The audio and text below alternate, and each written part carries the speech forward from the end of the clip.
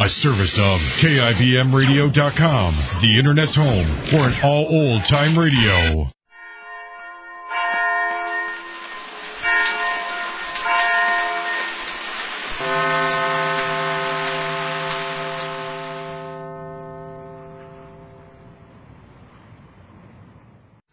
Here's another in NBC's great parade of new shows.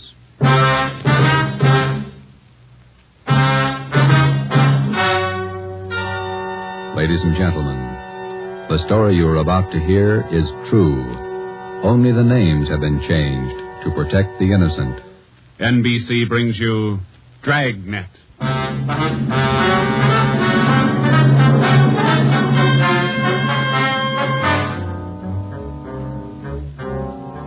You're a detective sergeant. You're assigned to robbery detail. An armed gang of blitz bandits has started to work in your city. Their pace is fast, 4 and 5 robberies each night. The criminals are not amateurs. They're well armed, dangerous. Your job, get them. Dragnet, the documented drama of an actual crime, investigated and solved by the men who unrelentingly stand watch on the security of your home, your family, and your life. For the next 30 minutes, in cooperation with the Los Angeles Police Department, you will travel step by step on the side of the law through an actual case from official police files. From beginning to end, from crime to punishment, Dragnet is the story of your police force in action. It was Thursday, October 23rd. It was windy in Los Angeles. We were working a day watch out of robbery. My partner's Ben Romero. The boss is Ed Backstrand, chief of detectives. My name's Friday. I was on my way back from the statistician's office, and it was 11:42 a.m. when I got to room 27A. Robbery detail. How'd it work out, Joe? Any good prospects? I don't know how good they are, but I got a handful. How many did you get? Well, let me see. 15, 18, 22. Ethel down in the stats office ran them on the IBM for me. There they are. Let's see. It's a gang of 3 men working on foot. Blitz robberies. They only take cash. M.O. is tie-ups. Work from 8 to 10 at night. One of the gang's tall, the other 2 short. And these are the men the machine sorted out? Under that heading, yeah. If our information's wrong, then so's the machine.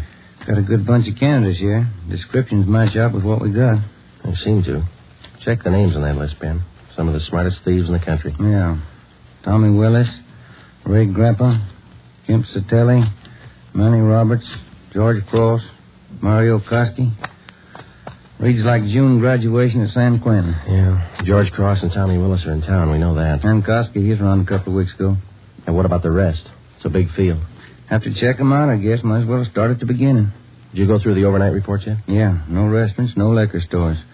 That makes 5 days the gang's laid off. Well, they can afford to, can't they? 18 robberies in 24 days, that's a pretty good haul. This stop-and-go strategy of theirs, Joe, it's got me. Yeah. They work hard for a week in one area, and then they lay low. If they just keep going, we might have a better try at them. Hey, Joe. Yeah, Chandler. Fellow out here to see you, Joe. Name's Decker. Decker. Henry Decker? Didn't say. Want to see him? Yeah, send him in. Right. All right, Mr. Decker, this way. How are you, Joe? You're looking good. Oh, Hank Decker. How are you? I'm fine. So what are you waiting for? Applause? Come on in and shut the door. Hank, this is my partner, Ben Romero. Ben, Hank Decker. All right, Hank. How are you, Ben? Hank and I were in service together. Yeah, I just dropped in for a visit, Joe. Are you busy? No more than usual. Sit down. Thanks. I remembered you telling me you were on the PD, so I figured I'd drop around and get an inside track. How do you mean? I just filed with civil service to take the exam next month. Figure I'd like to work at being a cop. He's shell-shocked, Joe. Great pep talk you boys hand out. You sure you want to be a cop? Oh, look, I'm 30 years old, Joe. I'm married, high school education, about a year of junior college. What's your wife think? She's not sold. Well, that's why I dropped in. How about coming out to the house for dinner tonight? You want me to sell her? Just talk to her. 7 okay? Yeah, 7's okay. I'm glad to have met you, Ben. Same here, Decker. See you again. Bye, Joe. See you tonight, Hank. Well, what do you think, Ben? Ought to make a good cop. We had a list of 22 possible suspects. By 5 o'clock, Ben and I had checked out 2 of them who might possibly have had a hand in the blitz robberies of the 18 liquor stores and restaurants in the past 24 days. Number 1 man was Thomas Willis, Caucasian, age 29, 5 feet 11 inches, 175 pounds, dark hair, blue eyes. Number 2 man was Mario Koski, Caucasian, 5 feet 6 inches, 170 pounds, dark hair, dark eyes, large scar under his chin, running across his throat, up to and behind his left ear. According to our informants, and after questioning some of their associates, either Willis or Koski or both could have taken part in the Blitz holdups. We showed their mugs to the victims, but none of them could give us definite assurance that either Willis or Koski were in the holdup gang.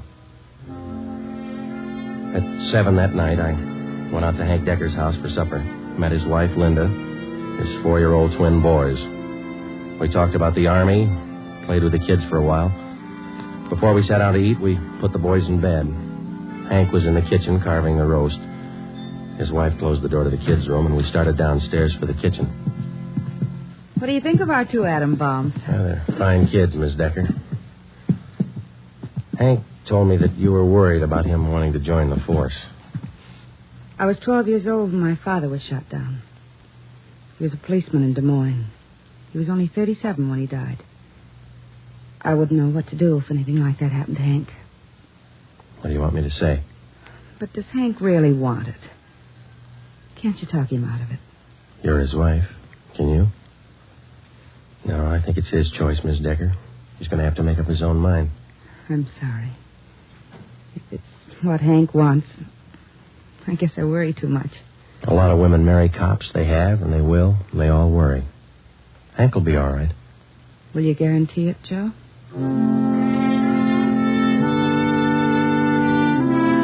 During the next month, I heard from Hank Decker only once. He was studying hard. During the same month, Ben and I were working hard, trying to find some kind of a concrete lead to break the Blitz gang. There had been no subsequent holdups which seemed to tie in directly with the gang or its operations. From the list of possible suspects which Ben and I made up, 18 names had been eliminated for one reason or another. Either they were in jail at the time of the robberies, out of the Los Angeles area, or out of the state. But 4 names remained: George Cross, Tommy Willis, Mario Koski, Julian Brock.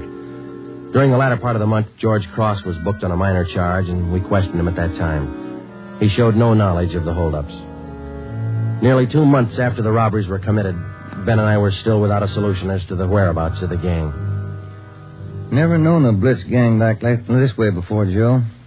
Once they get wound up, they usually go until they're caught. Yeah. Did you get out those telegram checks to the east yet? Last night before I went home. Sent out all 3. Willis, Koski, and Brock. I'd like to find just one of them. Chicago might have something. That's Koski's old hangout. Willis, too. What about Brock? He's from Kansas City, isn't he? Yeah. I got a wire, too. Might have an answer from one of them tomorrow. That's a slow job. We'll have to wait it out. Guess so. No follow-ups from the victims we talked to. I'll get it. Robbery Friday. Oh, hiya, Joe. Hank Decker. Congratulate me. What for? Just passed my written exam. Got the letter this morning. How about that? That's fine. When do you take your physical? Oh, not till the end of the month. Next week I take the oral and agility tests. Then the physical. If I get by them, I'm in. Well, you're going to have a full month at the police academy after the test. Is a lot of work, Hank. Oh, it can't be any worse than these tests. It's a tough 30 days out there on the Hill. Law, court procedure, evidence, combat firing, target practice. You'll have to wade through all of them. You ever going to have anything encouraging to say? Yeah, when you graduate. I won't count on it. How's the job going? Slow. How's your wife feel now? About taking the job? Uh-huh. A little better. She said to say hello. Okay. Keep us posted, huh? I'll do that, Joe. Right. Bye. Hank passed his written test. Sure anxious. Brandy, Romero, got a minute? Yeah, Skipper. Come on, Joe. You got something, Ed? Yeah, those Blitz robberies you're handling. Not having much luck. We were. Gang's disappeared. Not a trace of them so far. They leave town? Oh, we're not sure, Ed. We don't even have a good description. We're guessing most of the way. What are your guesses? You've had a couple of months to make them. 12 of the holdup victims we talked to told us definitely that there were 3 men in the gang, 2 of them short, 1 of them tall. We've just been working from there. All 3 of them have dark complexions. Started with 22 possibilities and got it weeded down to 4. No, wait a minute, 3. Yeah. Tommy Willis, Mario Koski, Julian Brock. Willis and Koski are Eastern Hoods. Brock's from the Middle West. And where are they now? Haven't showed their faces around town. We're checking some of the cities in the east. That's about all we got, Skipper. Not much for 2 months' work. Thieves can't be that smart. Right now they are. We've sounded out every lead we had, Ed. We're doing our best. Either of you ever hear of a man by the name of Al No, I don't think so. Chicago gunman in the old days, wasn't he, eh? That's right. I thought he was doing time in Joliet. Paroled last year. Got a tip he was spotted on East Broadway night before last. You figured it might tie in with our job? I don't know. Find out. If I remember right, Mishikov's brother used to be pretty friendly with Mario Koski. I helped send both of them up 13 years ago. Same rap, robbery. Was that all you heard, Ed? Somebody spotted Mishikov? That's all. If you can track him down, you might get some kind of a lead. That's more than you got now. That night and for the next 2 nights following, Ben and I had dinner downtown instead of going home, and then we spent the rest of the night covering the lower end of the city in search of Al Mishikov. We got more than a dozen leads on where to find him from some of our informants, but none of the leads paid off. We kept missing him. No one knew where he was staying. No one knew, or no one would tell us. Worst thing about this job, Joe, leg work? We must be averaging 10 miles a night. My feet say 20. Almost midnight. Here's McCarthy's place. Let's try it. Right. Let's go down to the end of the bar, Ben. Yeah. Hiya, Ben. Good to see you come in. What's new? Oh, not much, Bert. Meet my partner, Joe Friday. How are you, Friday? What do you fellas have? Looking for a guy, Bert. His name's Al Mishikov, Chicago. You heard anything? He was in here earlier tonight. A couple of guys with him. Are you sure? What do you look like? 6 feet, about 45, I guess. Big build. Sounds like him, all right, Joe. Is he staying in the neighborhood, Bert? Down here, I don't think so. Most of those big-timers stay uptown someplace. You looking for Mishikov? I'd like to talk to him. How long ago was he in? Oh, about 8 o'clock. A couple of guys with him. They were talking about driving out to the airport. Something about Las Vegas. Mm-hmm. There's an 840 plane for Vegas, isn't there, Ben? I think so. 840, 850. I can't recall which. Bert, do you remember the exact time they left? Exactly. No. Say, there's one of the fellas that was with Mishikov down there in the middle of the bar. Which one, Bert? There. One with the sandy hair. Big chin. See him? Yeah. Want to talk, Joe? Come on. And Judge, you know what he said? He said when he was in Vegas last week. Pardon me. Killing. Yeah, that's what... Pardon me. I'd like to talk to you a minute. Yeah, who are you? Police, Sergeant Friday. Oh, have a drink, Sergeant. No, thanks. I said I wanted to talk to you. Square John, huh? Wait a minute, George. Square John wants to talk to me. Come on outside. We can talk better out there. I ain't done nothing. What's the pitch? I got a right to know. Let's go. Outside. Maybe I don't want to go outside. I think you better. Come on. All right. Quit shoving, you dumb cop, shoving people around. What are you trying to do anyhow? Every sausage. All right, down this way.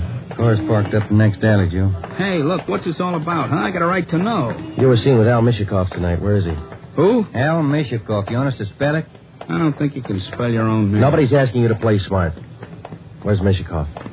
Out of town. What do you care? Here's the car. All right, inside, you. No. Look, you got me wrong. I ain't done nothing. Where's Mishikov? You and some other guy drove to the airport with him tonight. Let's have him. I'm clear, I tell you. I just drove out with him, that's all. Where'd Mishikov go? Vegas. Took the plane for Vegas. When? About 8:30, 8:45. What's up, anyway? Who's the guy traveling with Mishikov? Nobody. Who's the guy traveling with Mishikov? Koski. I just met him tonight. Mario Koski, is that the guy? Yeah, I'm leveling. I ain't done nothing. Ben, get to a phone, call the office. Contact Las Vegas police. Ask them to pick up Koski and Mishikov. When we got back to the office, we questioned the man we had picked up for almost 2 hours. His name was John Delmar, an ex-convict. He'd been paroled from Folsom Prison 2 months before after serving 3.5 years for burglary. He said Mishikov was looking for a man to work with him and Koski. He didn't specify the work. Delmar said he refused the offer, but they parted on friendly terms. He said Koski and Mishikov told him that they were going to Las Vegas for a few days, then return to Los Angeles. But when Ben and I checked back with the Las Vegas police the next morning, they reported that nobody answering the description of either Koski or Mishikov was seen arriving or leaving the airport. We checked with the airlines and sent inquiries to law enforcement agencies throughout the entire area. No sign. 3 weeks went by. Still no sign. Nothing in the overnights, Joe. No, not a thing. Oh, yeah, same here. Reno, Sacramento, San Francisco. Nobody's seen them. They've got to come out sometime. We can wait. Yeah, we can wait. Gets on your nerves. Let's check with Backstrand. Maybe he's got a job for us in the meantime. You're getting as eager as your friend Hank Decker, Joe. Incidentally, how'd things turn out for him? He passed all his exams, putting in his month's training at the academy now. He should do all right. Hiya. Hi, Mike. Skipper busy? Not in his office. Won't be in till afternoon. What's the matter? He's got a lecture at the police academy this morning. Thanks, Mike. Come on, Ben.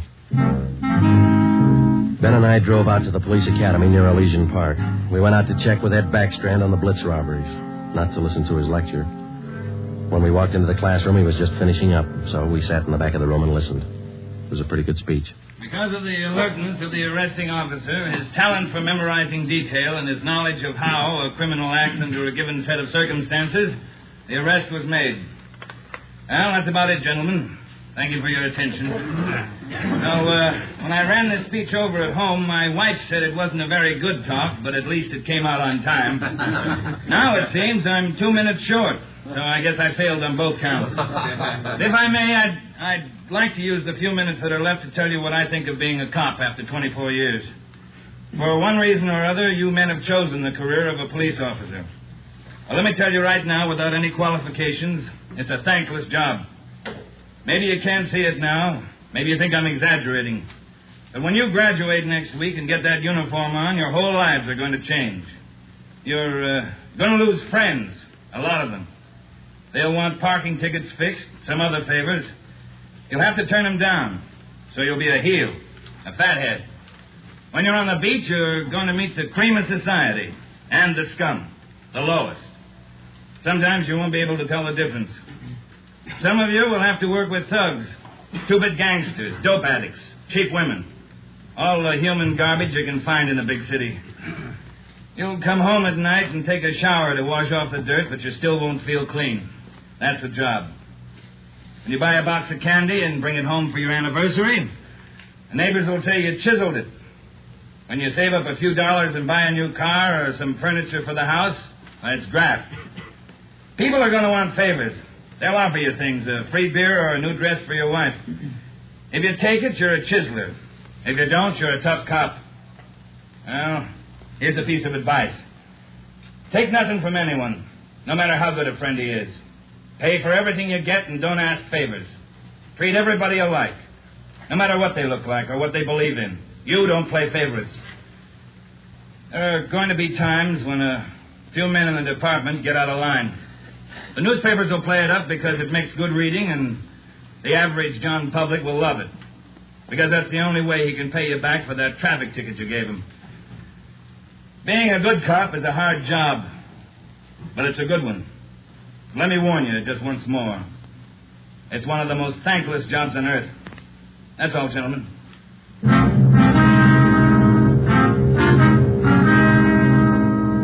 The following week, Hank Decker graduated from the police academy and hit the transfer list for a regular assignment. He drew a job of teaching combat firing and boxing at the academy. He didn't like it, so he put in a request for a transfer and waited. For the next 6 weeks, Ben and I waited, too, for some sign of the Blitz bandits. There wasn't any. The only possible suspects, Mario Koski and Al Mishikoff, had disappeared completely. We kept a close check on every possible avenue of information. Still, no sign. Ben and I were transferred to the night watch on robbery for a few weeks, and that gave Hank Decker a chance to drop in and visit with us a couple of hours when he went off duty at the academy. He was still as eager as ever. Hi, Ben. Joe, anything new? Hi, Hank. Nothing here.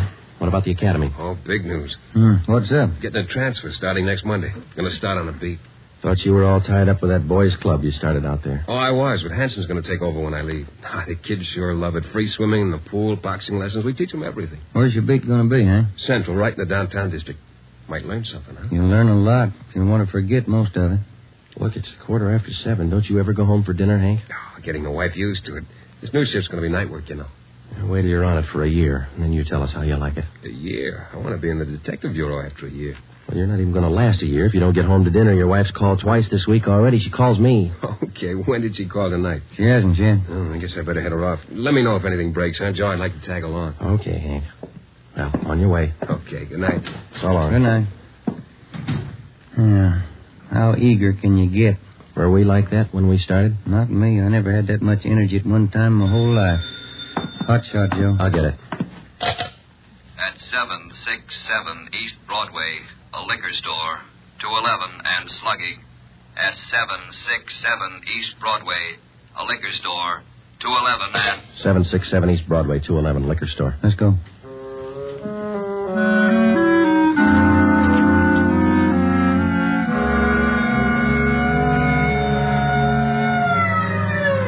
767 East Broadway, King's Liquor Store. We pushed our way through the small crowd outside the door and into the shop. 2 patrolmen in uniform were already interviewing the proprietor. He had 2 large gashes on his head just above the right temple. He was trembling and badly shaken, but he managed to give us a good description of the hold-up men. Yeah, I can tell you what they looked like. 3 of them. One short, one tall, husky, another short, fat. You remember what they were wearing? Coats. All 3, dark coats. One of the short men, he had a big scar here on the throat, like this. After the 3 men robbed the store, they slugged me and tied me up. Turner, this man's hurt. You call an ambulance? On the way, Sergeant. That's fine. We have just one more question, Mr. King. Here's a handful of pictures. We'd like you to tell us if any one of these men were in the gang that held you up tonight. Let me look. There you are. Take your time. No, not him. No. Oh, this one. Here. He took the money from the register. Would you look through the rest, please? Are there any more? Let me see again. No. Oh, here. Another one. The fat one with the scar. This is him. I think he's the one that slugged me. Thanks, Mr. King. Here's our card. We'll be contacting you later. Turner, will you and your partner take the crime report? We've got some checking to do. Right, Sergeant. Thanks. Come on, Ben. Yeah. Koski and Mishikoff. You picked out both of them, Joe. Yeah, we certainly did, didn't we? Attention all units. Attention all units. Wait a minute. The southeast corner of Broadway and East 3rd, a liquor store and restaurant of 211, code 3. All units. The southeast corner of Broadway. Come on, Ben, let's roll. and East 3rd.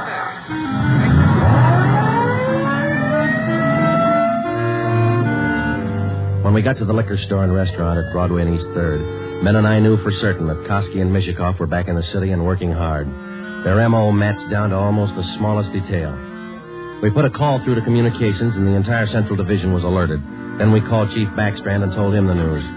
He assigned a special detail from the Metropolitan Unit to patrol the area until further notice. But at 9:23 p.m., before they pulled out of the police garage, the Blitz bandits added 2 more liquor stores and 1 more restaurant to their list of victims. Early the next morning, Ben and I met with Chief Backstrand in his office. You got a make on that 3rd man yet? We ran his description through R&I early this morning, Ed. Closest candidate's a guy by the name of Julian Brock. Done time here in New York. Any tie-up with Koski or Mishikoff? Mama sheet says he knows Koski pretty well. And that's good enough. Now, how do you think you're going to get these thieves? We've got the alert out, Chief. Special detail from Metropolitan Division's been briefed. Communications all set. All right. Here's a tip for you. Tell the men if there's a hold-up call that only the car in the area of the hold-up will handle it. These thieves are no amateurs. They may try some decoy trick. Tell the men to stay in the area they're assigned to until they receive a call. Check? We'll take care of it, Ed. You going to be on hand tonight? And when do you figure on starting? We'll have the full detail out for 6:30. Play it safe and start at 4. Why chance missing them?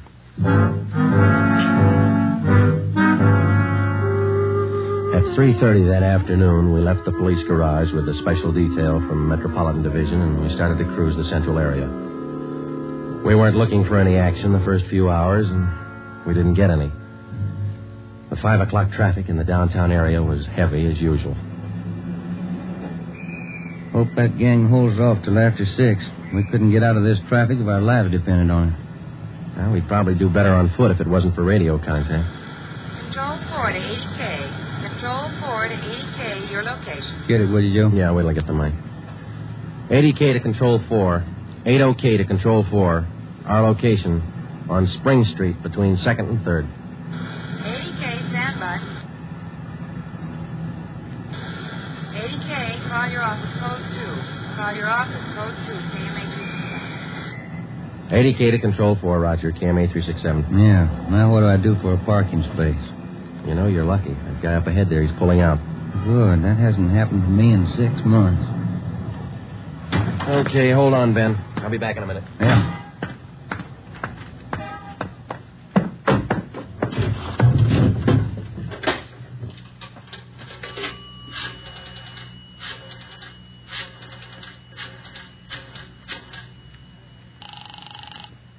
City Hall. 2511. 2511.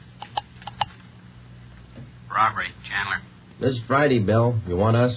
Yeah, just a minute, Joe. Chief wants to talk to you. Hello, Friday. Yeah, Ed. Cruiser car just brought in a guy answering the description of Mario Koski. Yeah? Get over here right away and question the guy. If If it is Koski, we can all go home early. Ben and I went back to the office and questioned the man who gave his name as Conrad Larkin. He was Koski's approximate height and weight, same color hair, same color eyes. The resemblance to Koski's picture was evident. We questioned him thoroughly about the Blitz robberies, and then we checked out his fingerprints. The coincidence was hard to overlook, but we were satisfied. The man was not Mario Koski. There was a phone message on my desk to call Hank's wife. I called her, and then we checked with Chief Backstrand again and started for the police garage. It was 10 minutes past 6. Hey, Ben, Joe, wait a minute, will you? Oh, hi, Hank. What's all the excitement? I heard about those jobs last night, the Blitz gang. How about tagging along tonight? What's the stare? Well, suit yourself, Hank. Plenty I do home for dinner. I told the wife I'd eat out tonight. You sure you're not due home for dinner? No, not tonight, Joe. Did you have any luck yet? Not so far, Hank. Maybe later on tonight. Come on, here's the garage. How close did you come to the gang last night? Not close enough. 2 steps ahead of us all the way. They sure must work fast. 5 jobs in a row. All right, Hank, let's don't rub it in, huh? Hey, Ben, watch it, will you? Yeah. Woman driver. How about it, Joe? You think I can make the outfit? You talk to Ed Backstrand. He might get you a transfer after a while. Yeah, I might try it. Joe, look across the street. There's a guy coming out of the bar. Where? In front of the bar. He's standing there. Guy in the dark coat, you see? Yeah. 2 other guys behind him. Who is it? I can't be sure. Ben, you better pull up. Husky. Looks just like his picture. All right. Come on. All right, hold it, mister. We want to talk to you. Run for it, Al. Cover. Watch it, Joe. Hank, get down. Get down. 2 of them down, Ben. Other went up alley. Let's go. Did they get Hank? Yeah. All right, hold it right here. All right, Koski. Throw out your gun and come out with your hands up. All right, let's return the fire. Come on.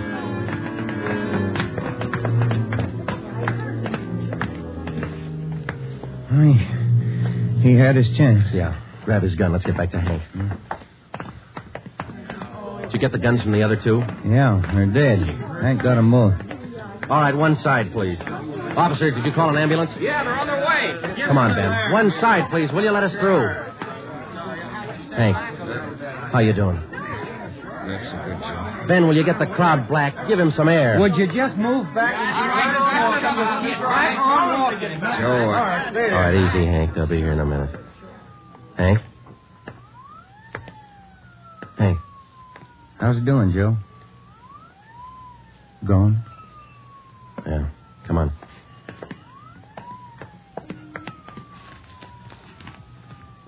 What have you got, Joe? Phone message from Hank's wife. For you? Yeah, You returned the call? before we left the office. What was it? She wanted me to remind Hank. He was due home for dinner at 7 o'clock.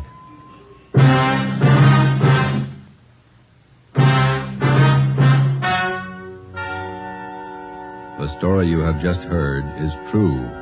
Only the names were changed to protect the innocent.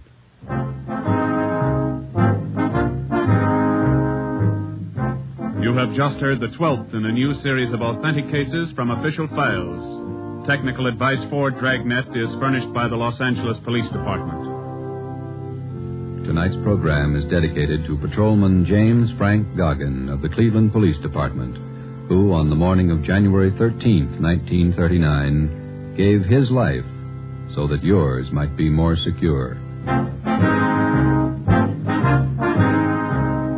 Dragnet came to you from Los Angeles.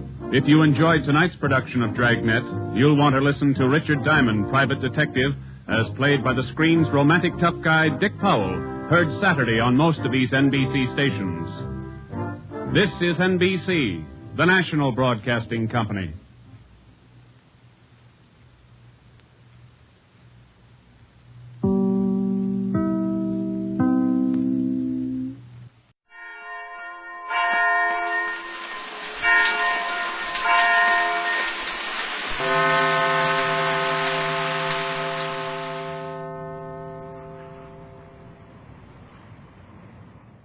My name's Jeff Regan. I I get 10 a day in expenses from a detective bureau run by a guy named Lyon. Anthony J. Lyon. They call me the Lion's Eye.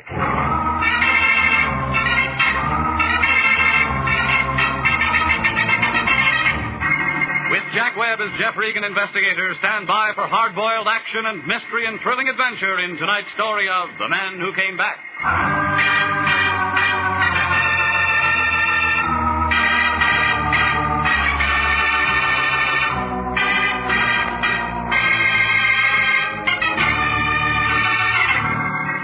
Well, this is the way it started. It was a hot Tuesday afternoon, about 4 o'clock. Melody was sitting at her typewriter watching a tired-looking fly crawl across the ceiling. She didn't say a word, just waved an arm in the direction of his door. Certainly we will, Mr. Brondike. Absolutely. Certainly. Yes, of course. Come in, Regan. Yes. All right, Mr. Brondike. Yes, he'll be there in an hour. All right, half an hour. Goodbye. Regan, you're it. I'm what? Here's his address. Name's Elmer Brondike. Has the real estate office in Altadena. Check came by a special messenger half an hour ago. It was late, but the bank tells me it's good. So you're it. You know, that's what I like, efficiency. It's too hot to be funny. I want you to hop out there and see what he's excited about. Didn't he tell you? Yeah, he's one of those nasty old coots. He didn't make much sense on the phone. Something about someone coming back. Besides, his teeth were slipping around. Yeah. Anyhow, it's a job. Business has been terrible lately. You know, I still want my expenses on that Tartaglia thing. Have you ever come up short with me? Yes, I have. You'll get all that's coming to you. When? As soon as Melody gets a bill from that hospital, because that's coming out of your check. Now, beat it out there and find out what this guy wants and call me if you're running into any trouble.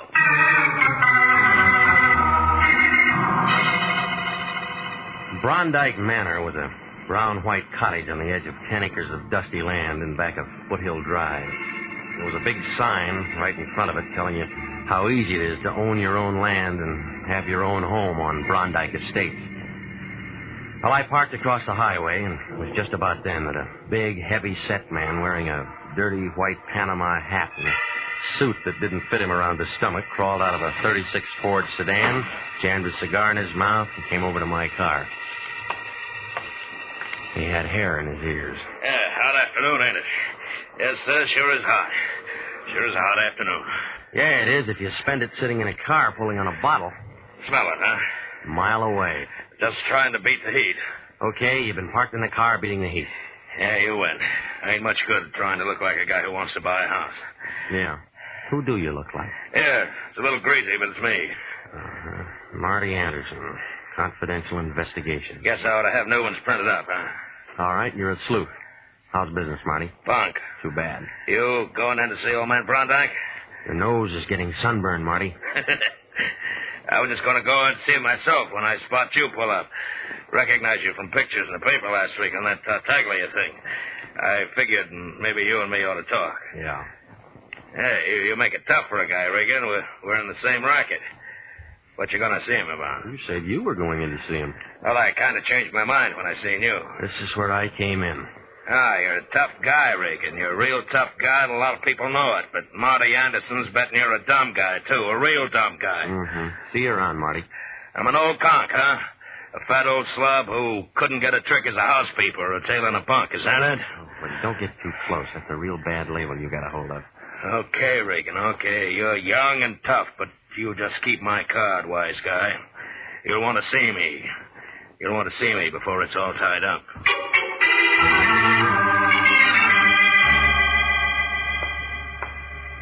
Mr. Brondike, please. Elmer Brondike. He's expecting me. Your name, please? Regan. Mr. Regan. R-E-G-A-N? No. You don't have to write it down, lady. And your business? Private. I'm afraid I'll have to know a little more than that, Mr. Regan. Is it always this hot in here? Yes, and I'm sick and tired. Look, just flip your switch and tell him I'm here. Will he sent for me? Wait a minute, please. Well, what is it, Connie? It's Mr. Regan here, Dad. He says he's expected. I don't find him listed on your appointment book. Don't be an idiot. Send him in. Send him in. Let me go in now, Mr. Regan. Yeah, thanks. Is he always like that? Most of the time. Other times he's bad. High blood pressure? He's got it high, low, and in between. I hate him. A winner, huh? I'm sorry, Connie. That is your name, isn't it? Go on in before I quit. Don't just stand there. Come on in and shut the door. What took you so long? Now, you're Jeff Regan, huh? Now, you don't look much like a private detective to me. Sit down. Where'd I put that thing? Over there by the inkwell. What? Oh, well. Now then, Regan, about this Collier. He's a no-good tramp. You understand that? A no-good tramp. I'll see that he goes right back up to San Quentin if I have to.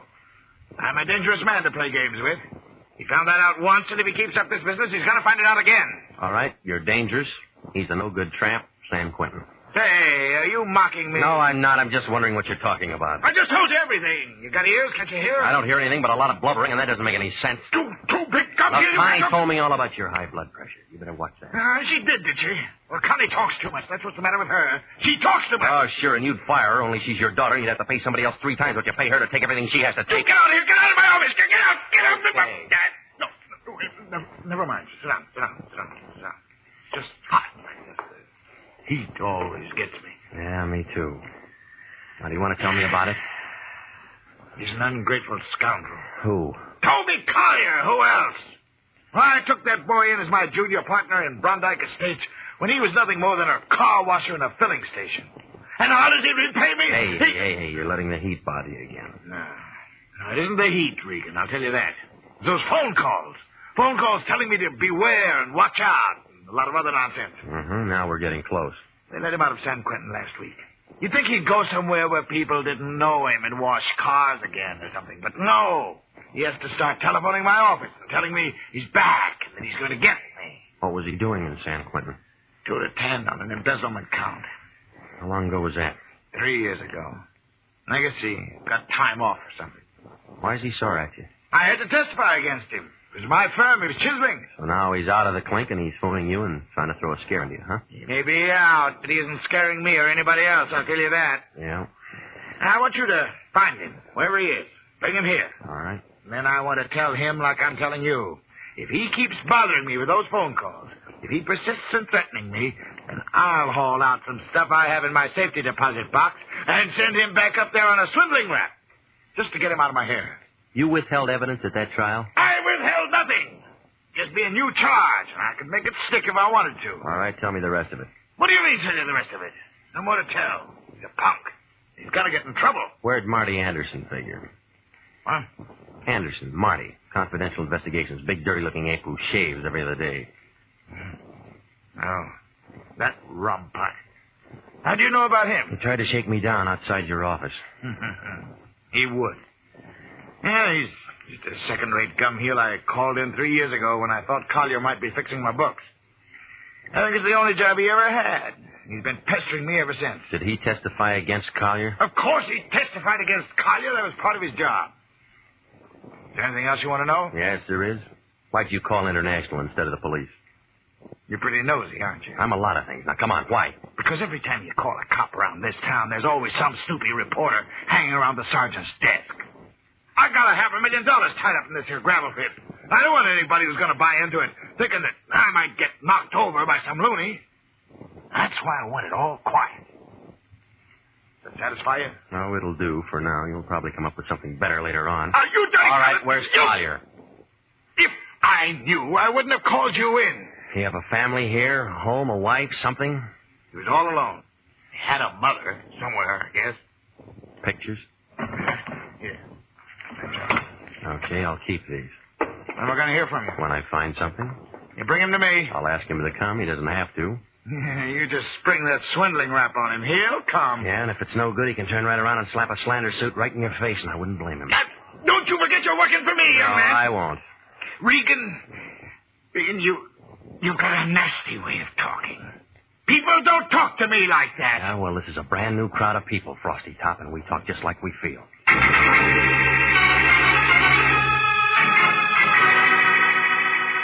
Down at the city hall, they didn't have anything on Toby Collier, except that he'd been released from San Quentin August 10th. From there, I went to the parole board office, but it was closed by that time. So I did the next best thing, and I sent a wire to the officer in charge of parole prisoners, San Quentin, asking for Collier's address. Then I dropped into the Times office, and I looked up the story of the trial. There was a page 3 item for 2 days, a second section filler for a week. After that, nothing. There were no pictures. But it did give the name of Collier's lawyer, a man named Alan Nordale. The phone book gave him an address over on Kingsley. That you, Millie? Hold on just a minute. I was just trying to get my dinner over before you... Who are you? Mr. Nordale? Mm-hmm. My name's Regan. I'm a private investigator. I'm trying to locate a former client of yours, a man named Toby Collier. Well, come in. I was expecting Millie, but come in. Thank you. I always fix my own dinner, poached egg and half. I have ulcers. Name's Regan? Yeah. Hey, you want an egg? No, thanks. Hey, you mind if I finish? No, go ahead. Hey, thank you. What's what with Toby Collier? Well, I'm just trying to locate him, that's all. I found out that you were his lawyer. He was released from San Quentin 10 days ago. Yeah. You sure you won't have an egg? You get used to him after a while. Who you work for, Regan? International Detective Bureau. The line still there? Yeah. Well, so you're the line's eye, huh? Yeah. Yeah, Lines is a bandit. But who's Kate? Elmer Brondike. Mm-hmm. And what you want Toby for? Ball him out for making threatening phone calls. That all? As far as I know. Yeah, Toby was a nice kid, but a calendar job. Born with one war going, one depression on deck, and a new war starting. Makes a difference. Yeah, the calendar got him. And he wound up in San Quentin. Well, everything was against him at the trial, too. He was pretty mad at old man Brondike and that private Dick, and me and everyone else before it was all over. I tried to talk to him. From what Brondike tells me, he's still mad. Yeah, I did all I could, but he didn't have a chance. He tried to lift a lousy couple $1,000, and they caught him. Well, he's out now. Did you handle his parole? No. You know who did? No. You don't know where he is in town? No. Well, Brondike said he had a mother. No. Okay. I'll leave you to Millie. Yeah. If we play records, Millie used to be a violinist. Sorry I'm no help. Regan, if you find Toby, I'd like to see him. Why? Oh, I don't know. Maybe I just want to see what 3 years in the pen does to a man like that. Yeah, I'll bet you do.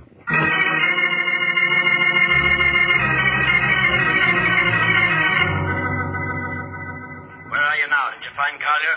I'm calling from home. Home? What about Collier? I didn't find him yet. Well, get busy. What are you waiting for? A telegram, morning, couple of things. Listen, this old schmo is plenty tough, and if he thought you were local... Look, it's 9 o'clock at night. I'm tired. There's nothing I can do till tomorrow morning. He's sore as a shaved pup about all this, and especially about you. Phoned up and said you call him a lot of names. He is a lot of names. I don't care what he is. You don't talk to a client like that. Besides, I haven't cashed his check. Now go on out and find that guy and get this thing settled. Good night, Regan. Besides, I haven't cashed his check.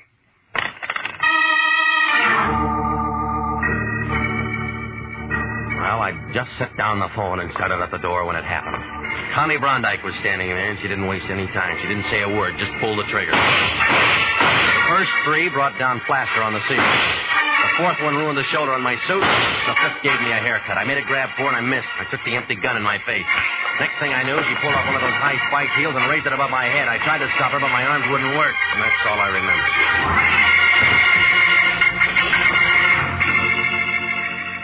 You are listening to the story of the man who came back. Tonight's adventure with Jeff Regan, Investigator.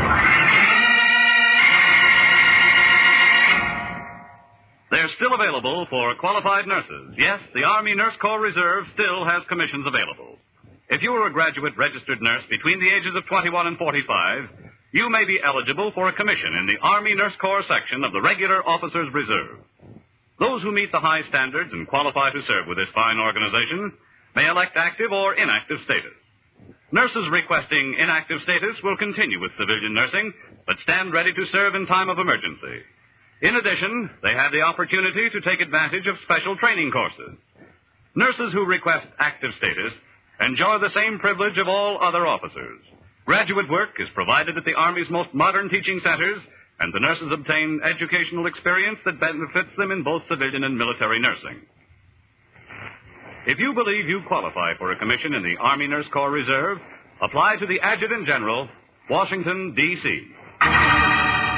And now, back to the story of the man who came back and Jeff Regan, Investigator.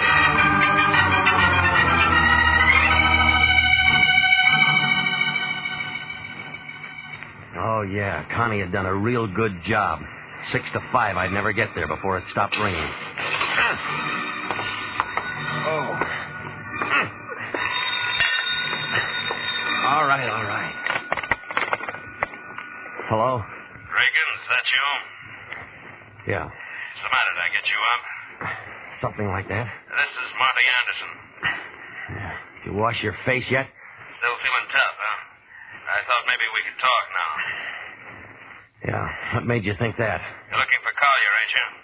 I know where he is. Yeah? Want to talk? Where? My place, on my card. Half an hour. I'll wait for you, tough guy.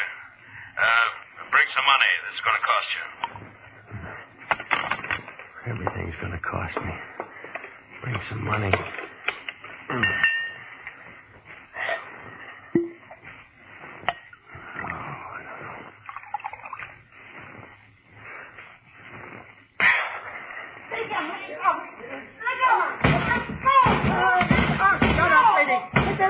Mr. Regan, it's me, Jake. You all right in there? Go, Regan! Go! You all right, Mr. Regan? Yeah, I'm fine. I told you it was all right. Now, let me go. I was real worried. I thought I heard some shots, and I see this one jumping down the stairs like she had a good homicide somewhere. You sure you're all right? Go on, me. Take your hands off All me. right, Jake, let her go. She's a friend of mine. Sure, it's all right. Hey, you're bleeding. Look at the plaster. Who them was shot? Of course they were shot. You let... Jake, let her go, will you? Huh? Sure. I was cleaning a gun. Oh, cleaning a gun. Funny time to clean a gun, 10 o'clock at night. Well, I do a lot of funny things. Come up and have a drink sometime, will you, Jake? Okay, Mr. Regan, okay. Good night. Good night. Oh, no, you don't, lady. Stay right where you are. No, we're going to talk. You hurt my arm. I'll rough you up good if I have to. Now, come on. I only wanted my pictures. Oh, save it, lady. I didn't have any right to give them to you. They were mine. Should have done that. So you come over to get them, and you take 5 shots at me and slam a gun in my face. Why don't you finish the job with your heel? I couldn't do it. I was going through your wallet looking for the pictures. I saw your license. You're a private detective.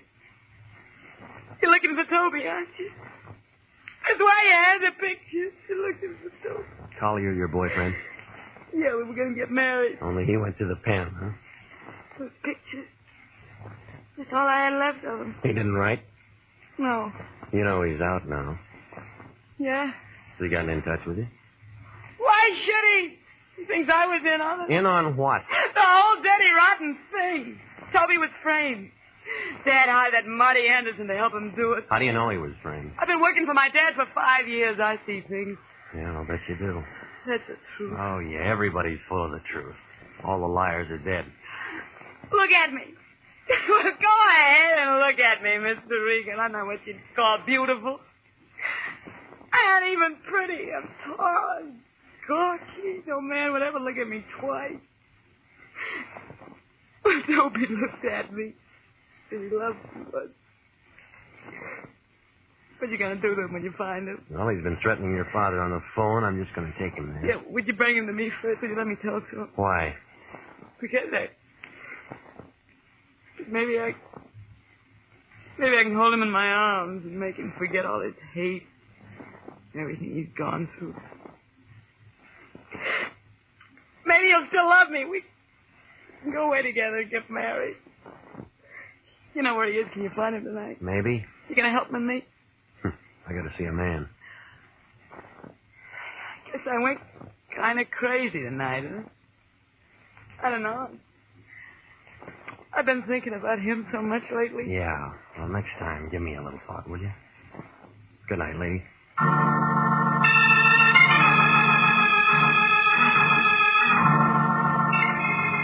Well, Marty Anderson's office was a dirty room hanging over a shoe repair shop on Sunset near Alvarado. You could tell it belonged to him. The glass on the door hadn't been washed for 10 years. He didn't answer when I knocked, so I tried my keys on the door. The third one worked. Inside, it smelled like a pile of wet gunny sacks. The only light was kind of a thick green from a neon sign going on and off outside the window. There was an old army cot in one corner, and right in front of the window, a big black roll-top desk and a cracked leather chair. He was sitting there looking at the neon light he couldn't see anymore. One dirty hand was on top of a scratch pad near the phone, and the other was inside his coat. When I pulled it out, it was covered with blood and the rest of a pint of cheap whiskey.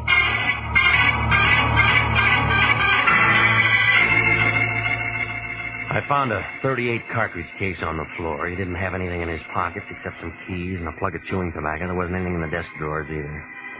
When I started to call homicide, I had to move his hand. The name Collier was written on the scratch pad, and there was an address to go with it.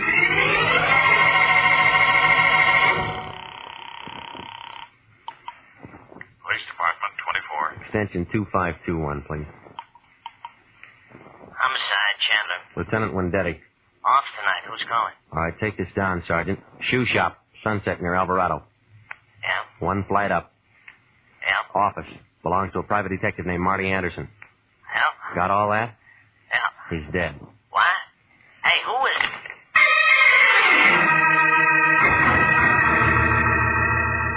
The Santa Monica fog was all over Flower Street on the 1300 block south. The streetlight didn't do much good. Just kind of hung around and watched everything get wet.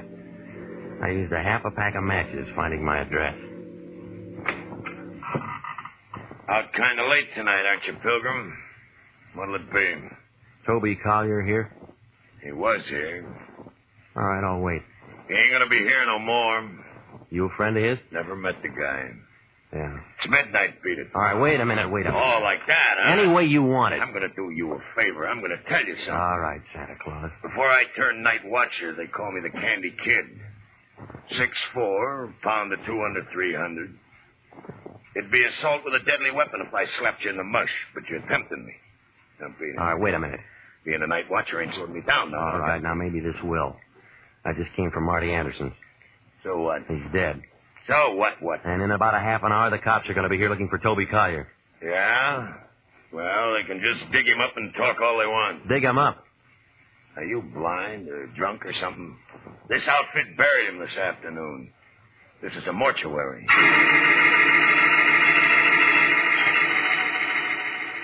Well, when I got home, she wasn't there, but a telegram was there. It was a long answer from San Quentin telling me how Collier had been brought to Los Angeles on a stretcher and the hospital that he was in, and a lot of other things. It took me 20 minutes to get out to Aladino, but I was too late. Well, her aim was a lot better this time. By the time I got through the door, the old man had dropped his gun and was kind of hanging onto a piece of drapery by the window. Got it. Better get your minute. There you go.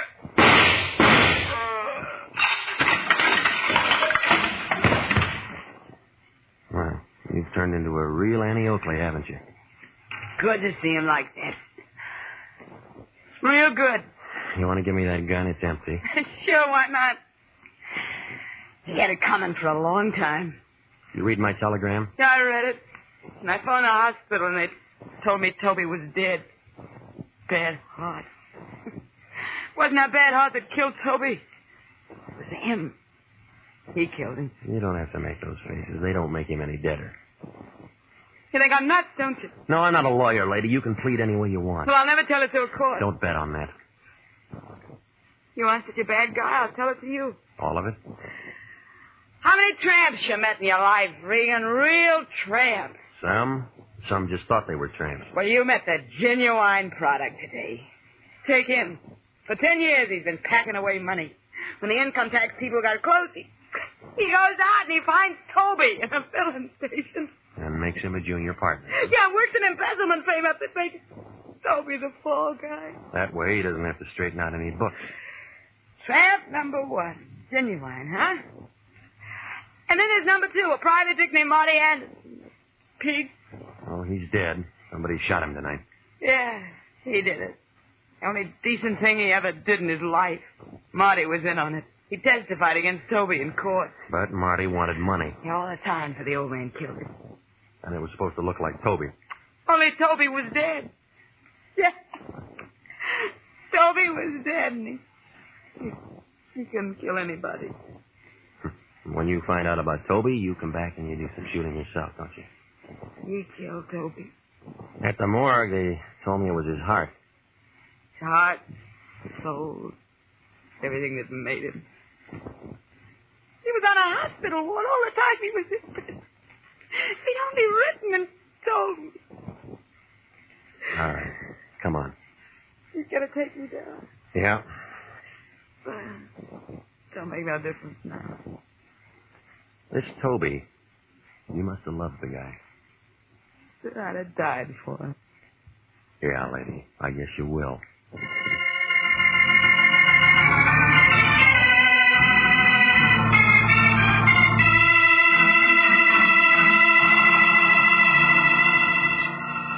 Well, that's the way it came out. Brondike killed Marty Anderson because Marty was trying to sell me what he knew about Collier's trial. Oh, Marty was a lousy private detective making those phone calls and trying to make Brondike think it was Collier. Well, the Lion was mad because I phoned homicide and then ran away. He said it'd give the agency a bad name. And then he began talking the way he does. Funny thing about all this, Regan, those two going for each other. Yeah. She was nothing to look at. Him, he was a smart guy. He wound up in prison, didn't he? Yeah, but he was a smart guy. He was just framed. Not many smart guys get framed. What do you mean? I mean, Collier sold out to Brondike, and then he made the frame deal. How do you know? Collier left a will. You think any made a go of it? I mean, gotten married or something if all this hadn't happened? Nope. Why not? She went for him, and he went for her. Say, he didn't serve much time on a 2 to 10 rap. He must have had a smart lawyer. No, you mean doctor. What? He had a heart condition. He was dying. And they paroled him? They let him out to die. Well, they do things like that? Sometimes. No wonder he didn't write that name. What do you know about that? Nothing. You work on it. I'm tired. Good night.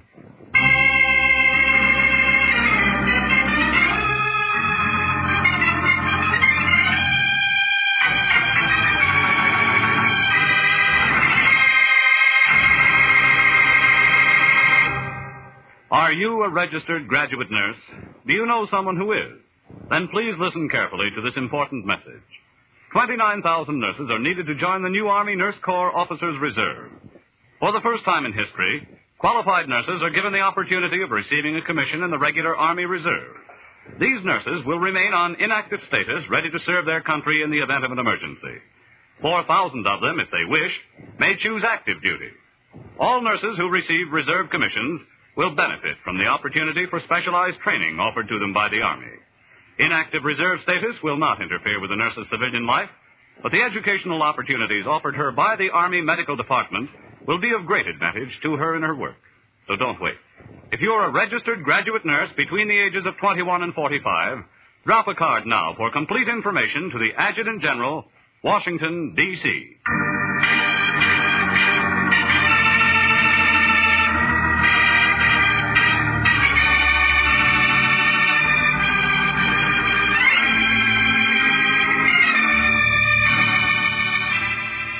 Jack Webb is starred as Jeff Regan, with Wilms Herbert as Anthony J. Lyon. The role of Connie Brondike was played by Betty Lou Gerson. Jeff Regan is written by E. Jack Newman, produced by Sterling Tracy, with original music by Dick Arant. It's CBS same time next week for more hard-boiled action and mystery with Jeff Regan, Investigator.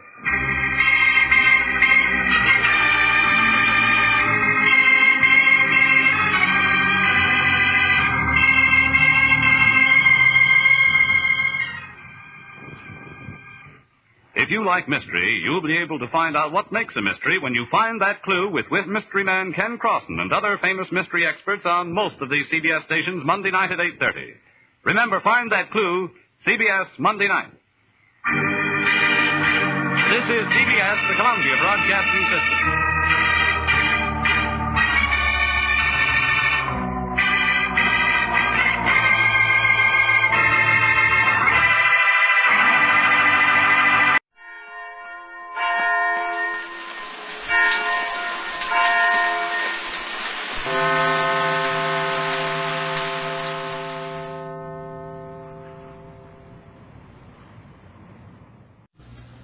Here is another in NBC's great parade of new shows.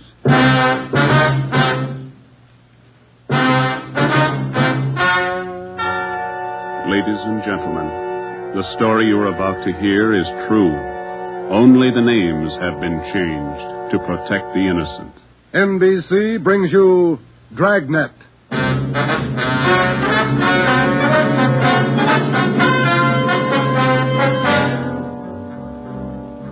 You're a detective sergeant.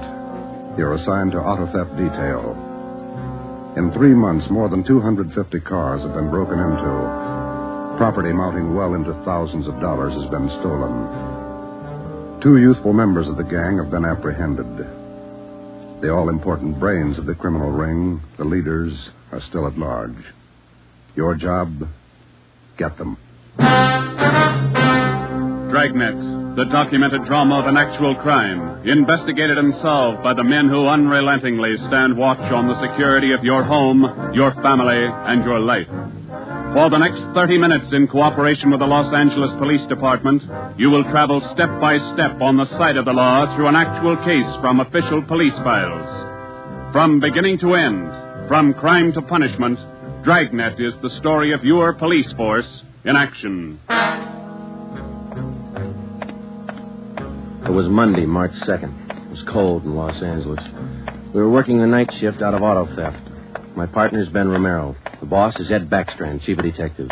My name's Friday.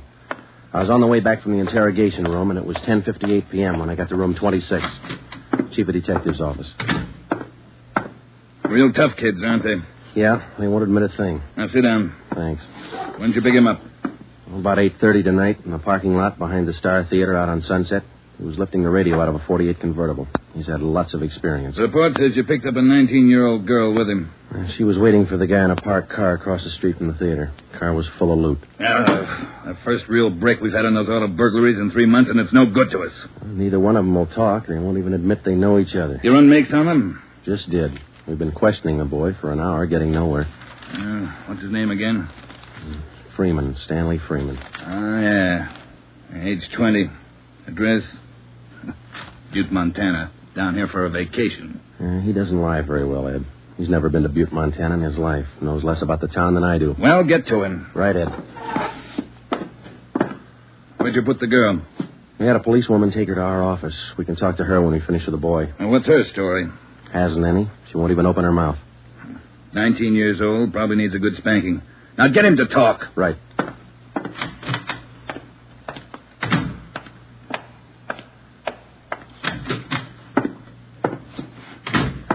Did you run a make, Joe? Yeah, he's clean. Get wise, huh, Flatfoot? Look, you're in a bad spot, son. That kind of talk isn't going to help. Says you. We caught you red-handed trying to steal a radio that didn't belong to you from a car it didn't belong to you. Is that right? That's enough to send you to San Quentin, boy. You better give us the story. Shut up. We got all the evidence we need for him. Maybe you don't realize how serious this is. We've had more than 250 car burglaries in this city in the past 3 months. Over $200,000 worth of property's been stolen. That's a lot of money. So what? So you're the number one suspect, young fella. Your method of operation in breaking into that car tonight is the same used in most of the other burglaries. That means you're not going to be tried just for this job tonight. What are you getting at, Flatfoot? Listen, son. In the state of California, breaking into a locked car is a felony. You can go to state penitentiary for that. And we're going to file a complaint of burglary with the district attorney in the morning. You say you're from Butte, Montana. All right, I don't believe you, but we'll make sure. Ben, go down to our office and call the news photographers. Stanley here is going to have his picture on the front page of every newspaper in Los Angeles tomorrow. Right, Joe? No. You can't. I won't let you. I got my rights. What's the matter, youngster? Everybody wants his picture in the paper. Yeah, well, I don't. I won't let him. We got your picture already for him, remember? They took it when they fingerprinted you. You can't use it. You can't. I'll get a lawyer. Reporters will be over in a couple of minutes. We have to give them your story and your picture, too. This one. You won't. You won't. Give it to me. All right. Give it to me. All right, Freeman, get your hands off him. Now, sit down. All right. Now let's have it straight. Don't let him use the picture. Don't let him. You can't. You can't. We got to have the truth, son. Now, look, you're 20 years old. You know right from wrong. You'll have to take your medicine. If you cooperate, we'll do all we can to help. I live out in the Wilshire district. All I wanted was a little extra money. We didn't take much. We didn't think it was so wrong. It was stealing, Freeman. You know that's wrong. Where do you live out there? Piper Avenue. 821 Piper. You won't give him my picture. You live there with your family? Yeah, my mother. Father's dead. Promise me you won't give him the picture. My mother, she'd see it. Oh, promise me. You're working with the gang on those auto burglaries. We know that. Now, who are they? Where are they? And what's the setup? I can't. They get me for it. Who'd get you? I can't tell you. I can't. Who's your girlfriend, Stanley? The one you were with tonight? Joanne. Joanne Miller. Where does she live? Piper Avenue, same as me. Lives on the same block, 866. At her home? She live there with her folks? Yeah.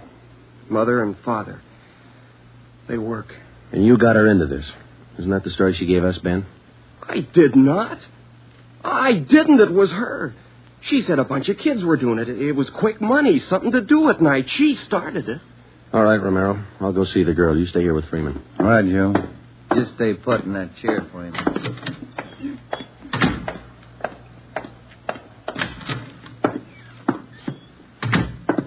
Hi, Marge.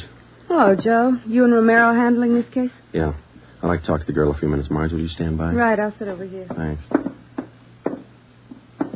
All right, miss. What's your name, age, and address? I told this lady cop 15 minutes ago I'm not saying anything. All right, then we'll tell you. Your name's Joanne Miller. You live at 866 Piper Avenue. You live with your father and mother. Both of them work. You're a liar. That's not me. You're 19 years old. You live on the same block as your boyfriend, Stanley Freeman, and you're the one who got him mixed up in this gang. Isn't that right? No, it's not right. It's not. I didn't do anything. Well, that's only half the story. Freeman told us everything. You want to hear the rest? No. Stan wouldn't tell you. He wouldn't. He told us how you got him mixed up in it. Quick money. That's what you told him, didn't you? No, it was him. I can prove it.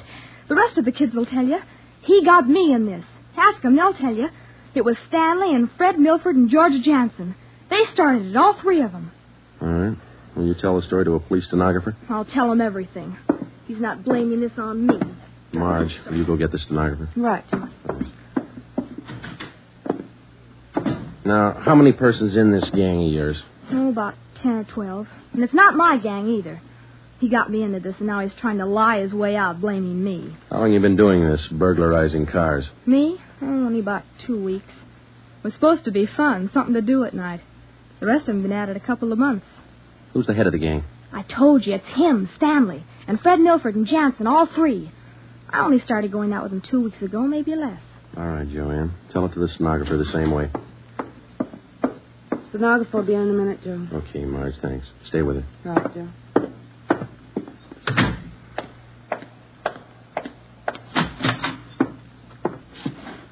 Just about a closed case, Ben. Girl gave us a full confession. She didn't. Oh, you're not tricking me again. She didn't. She told us you're one of the leaders of the gang, Stanley. Said you got her into all this. The other two are George Jansen and Fred Milford. About a dozen kids in the gang, all of them about your age. Isn't that right? She's lying, can't you tell? She's lying. She got me into the gang. Well, she did. She's Milford's girlfriend. Ask her. Oh, she can't lie out of that one. She got me into it. I can prove it. Who's the real leader of the gang? Milford. He started it. He organized the whole thing. He collects the stuff we get, and he delivers it. Jansen helps him do it. What do you mean he delivers the stuff? Where does he deliver it? Somewhere in Dogtown, I think. Down around South Main, near the railroad yards. Who's it delivered to? Oh, I don't know exactly. I heard Jansen mention the name once. Myra, he said. It's supposed to be a big secret. Myra, that's all I remember. Where does Jansen and Milford live? Well, Jansen rooms down on East Flower. 1042, I think. It's a rooming house. And Milford lives 2 blocks over from me on Quincy. 234 Quincy. He lives with his grandmother. You got that, Ben? Right. All right, let's pick up Milford and Jansen. It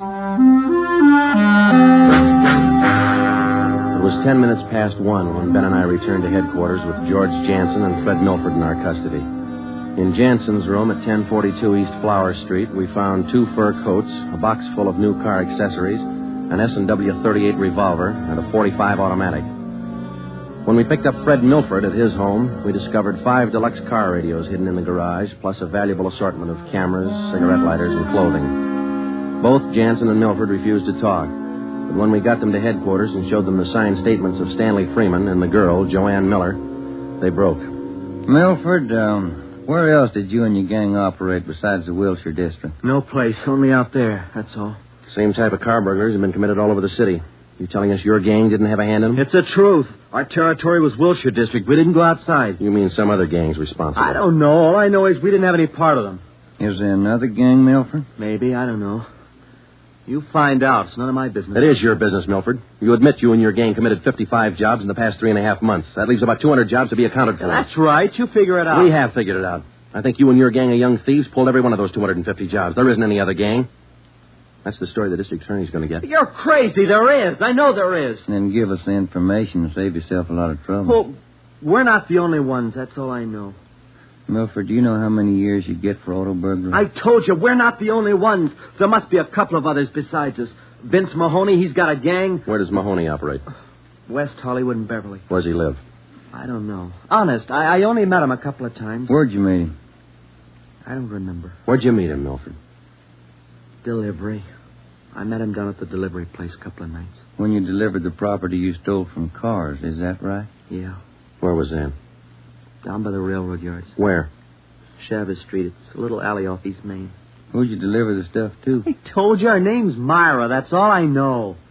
We meet her and some guy on Tuesday nights. We give them the stuff and they pay us off. Mahoney delivers the same night I do. Do you meet her every Tuesday night? Yeah. You're going to meet her this Tuesday, tomorrow night? I don't know. I guess so. Same place? Yeah. Are you the only one she deals with? Sometimes Joanne. Me or Joanne. I know what you're thinking. You want to use me to trap Myra. Well, what's it worth? You know better than that. How about it, Milford? Oh, what else can I do? Give me another cigarette. By 3:30 that morning, the signed statements and confessions were piling up fast. Milford gave us a list of the names and addresses of each member in his gang, and within an hour, they were all under questioning at headquarters. Most of the suspects, about 1/3 of them girls, ranged in age from 18 to 21. As they told their individual stories, the scope of the case grew until it covered most of the city. By late afternoon of the next day, Tuesday, March 3rd, 3 more gangs operating in Venice, Bel Air, and North Hollywood had been apprehended. They confessed to more than 175 burglaries from locked cars during the past 3.5 months. At 5 o'clock that afternoon, Ben and I met with Chief Backstrand in his office. How many admissions you have now? Over 50, Ed. Here are the gang leaders' statements. What's their story? Well, it's pretty much the same. They all say this woman, Myra, set up the operation. You mean she got the kids and put them to work burglarizing cars? Well, not exactly. She picked the leaders, contacted them in bars or on the street, asked them if they wanted to pick up some spare money getting auto parts for her. Then she didn't tell them to go out and burglarize cars? Well, not in so many words, Ed, no. After they brought in auto parts for a couple of weeks, she told them to bring her everything they could find, outside the car or inside. Those are the words she used. 5 of the kids dictated those words into their signed confession. Oh, that should hold in court.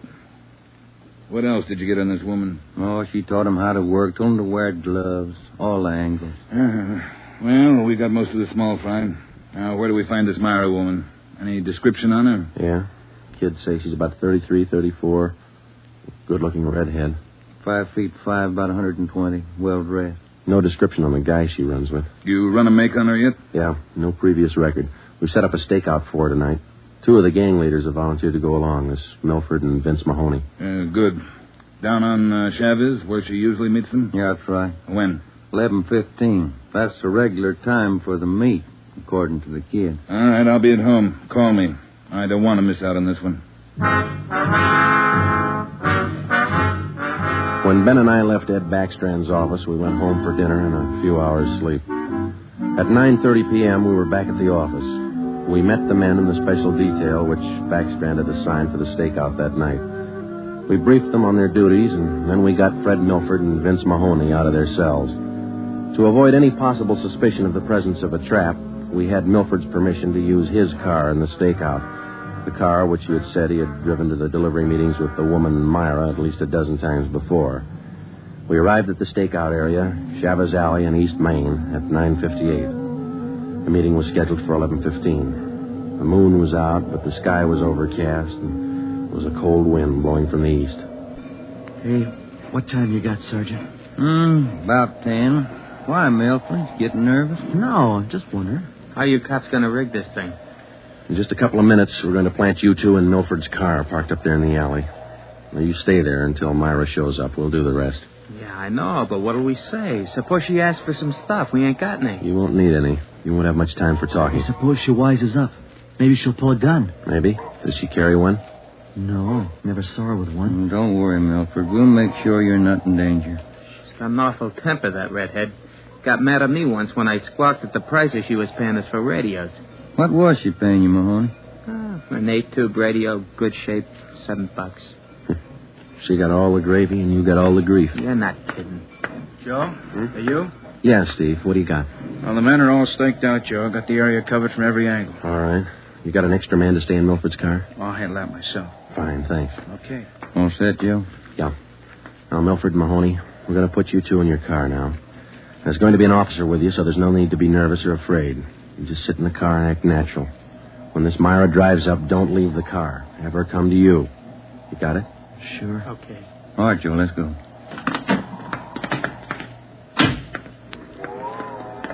Sure is cold out. I don't even have a heater in my car. You stole enough of them. Okay, Steve, here they are. All right, boys. Milford, get in first behind the wheel. Okay. Mahoney in the middle. Now I'll sit in the back. We'll be parked in that garage across the street, Steve. Got a perfect view of the alley. Okay, Ben. Check with you later. All right.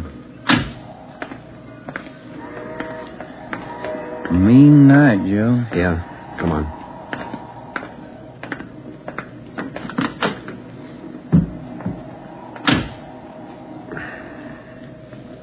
It's cold here in the garage, isn't it? Yeah. It might be a long wait. What time you got? 6 minutes past 10. Thank you.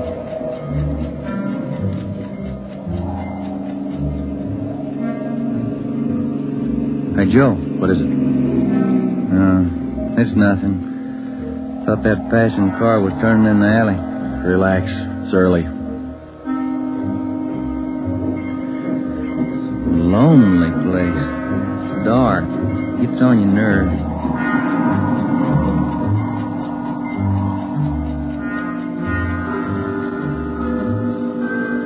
That's it, Ben. 11:30. Nothing yet. Somebody might have tipped her off. Yeah, that's what I was afraid of. Well, let's wait it out anyway. Joe, that blue coupe. Yeah, just turned in the alley. Let's go. Come on, run, Ben. Behind you. All right.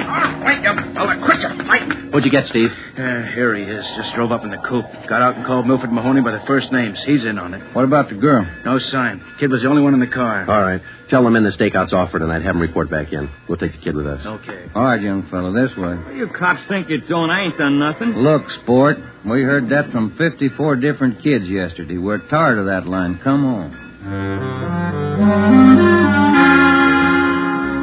When we got back to the office, we took the boy to the interrogation room and questioned him.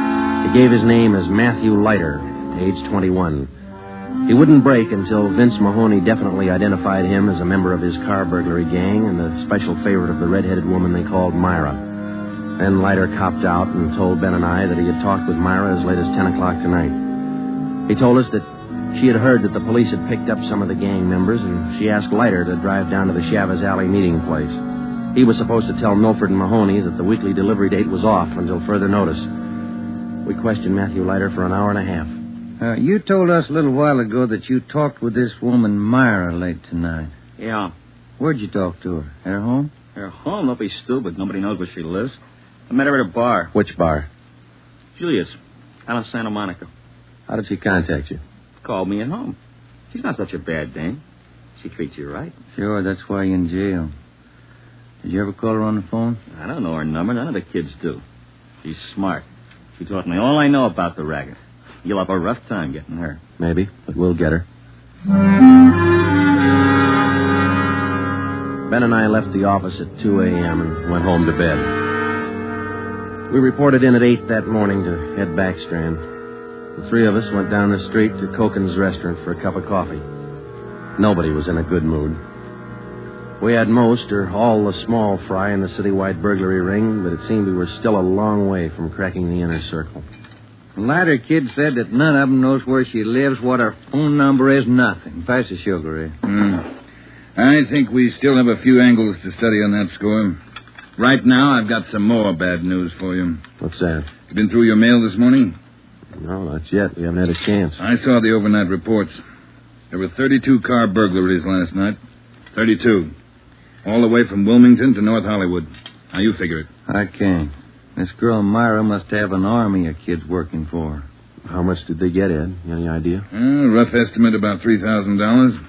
Usual stuff people are foolish enough to leave in their cars. Watches, cameras, furs, expensive clothes. M.O.'s the same? And like the others. If the car happens to have a rigid handle lock, they slip a piece of pipe over the handle for a lever and break it. If that doesn't work, they pry open the wing window. Some of the windows were smashed out. Sounds like you're in an awful hurry, Joe. Yeah, maybe this Myra wants a few big nights before she peddles the stuff and gets out. If we're going to get her, we can't waste time. Any suspects picked up last night, Skipper? None. Well, where did they hit most of the car? Outside the Pan Pacific. The parking lot. Hockey game going on. Must have been 4,000 cars for them to pick over. They picked the best. As usual. Well, you better get on it. There's one way to handle it. What's that? She works fast. You work a little faster. We got back to the office and we went over the reports one by one. Then we called the young gang members to the interrogation room and questioned them separately and re-questioned them. We got nowhere. Many of them had met Myra on the street, in a bar, but not one of them had any idea where she lived. At least that's what they told us. Ben had a hunch that Matthew Leiter knew more than he was telling. We had him brought to the interrogation room, and all that afternoon until 10 o'clock that night, with interruptions for his meal periods, we talked with Leiter. He would admit nothing more than what he'd already told us. Yeah, it's got me beat, Joe. Yeah. Now, let's check with Ed.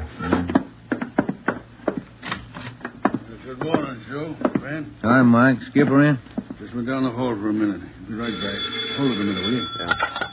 Chief of Detectives always handing. Yeah. For you, Joe. Oh, thanks.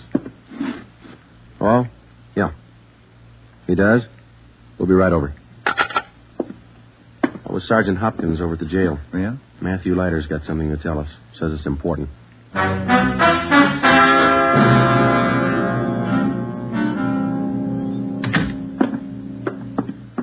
Have a chair here, Leiter. Yeah, thanks.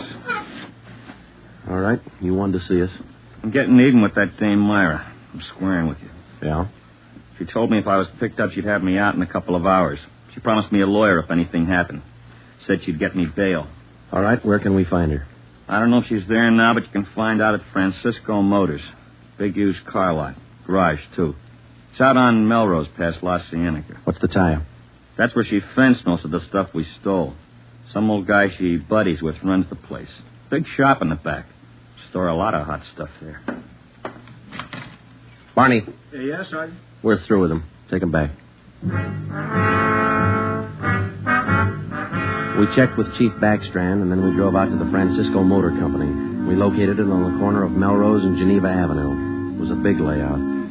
Consisted of a large used car lot sign bannering the slogan, Deluxe Auto Accessories, lowest prices in town. Along the back end of the lot, there was a large L-shaped garage. We found the man in charge, and he gave his name as Paul Hackett, the owner of the car lot. In the garage, we found the entrance to a large back storeroom. It was loaded with thousands of dollars worth of auto radios, spotlights, cratefuls of assorted car accessories.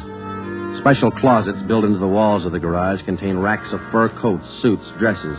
Below that, smaller boxes containing watches and cameras, all wrapped in tissue paper. You can save all of us a lot of time and trouble by talking to us now, Mr. Hackett. Where is Myra? I don't know who you're talking about. I don't know what you're talking about. Can you explain what we just found in your garage? I didn't know it was there. I didn't know it was stolen. Well, which is it, Mr. Hackett? Make up your mind. I bought it, but I didn't know it was stolen. You can't prove I did know. I think we can prove it, Mr. Hackett. Some of those stolen car radios stored back there, the serial numbers are filed off, and this workbench here is full of filings. I didn't know. You'll have to do better than that. How does Myra figure in? I don't know. I don't know what you're talking about. It's all right with us, Hackett. We found the stuff and we got you. If we don't find Myra, you'll be doing time for two people. Stand still. You can't. You can't do this to me. I don't know anything about it. Come on, Hackett. We're taking you in.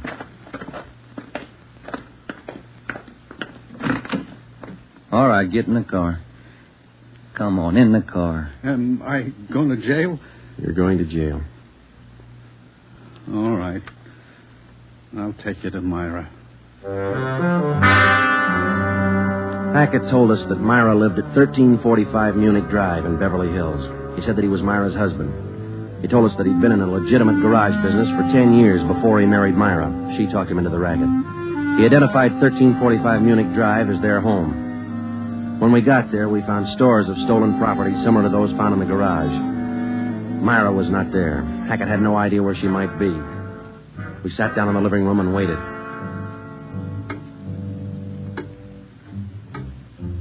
1 hour, 2 hours, 3 hours. After 5 hours of waiting, the monotony started to wear on everybody's nerves, especially Hackett's. The whole thing, it was her idea. I should have known, all hers. She did this to me. I won't take it alone. Where is she? You tell us, Hackett. Told you, I don't know. She couldn't have gone. She didn't know. I'm not going to take all right, this quiet alone. down, quiet down. That you, Paul? Thought I heard you talking to some. Who's he? The police, Myra. The police. Your smart kids told them the whole story. What are you talking about, my smart kids? What are these cops doing here in the that's living... enough. Oh, get your dirty hands off me. Get away. Kids are right, Joe. She got a Get away. temper. Who do you think you're... There, that ought to hold you for a while. All right, come on, you two. Let's go. All right, copper. You win. Stupid husbands. How many times did I tell you? Don't trust those kids. Don't store the stuff in the garage. Don't open it for anybody. Get a lawyer. No, you knew better. Dumb jerk. The idea of having those cops camping in the living room waiting for me. Why didn't you warn me? I'm going to divorce you. That's what I'm going to do. I'll stick you for plenty. Jerk. All right, inside, you two.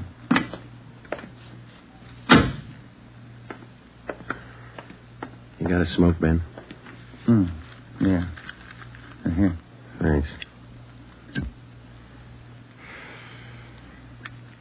I was just thinking. What?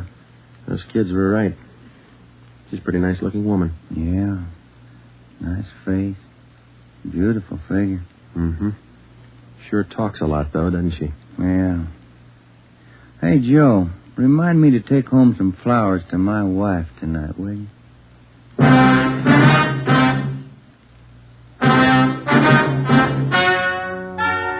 The story you have just heard is true.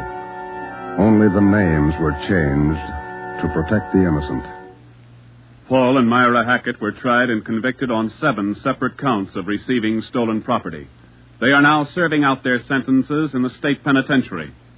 Realizing that most of the young persons involved in the case were influenced by the strong personality of Paul and Myra Hackett, a separate investigation was made into the backgrounds and home life of the young offenders. In most cases, they were found to be basically good, and they were placed on probation and returned to their homes.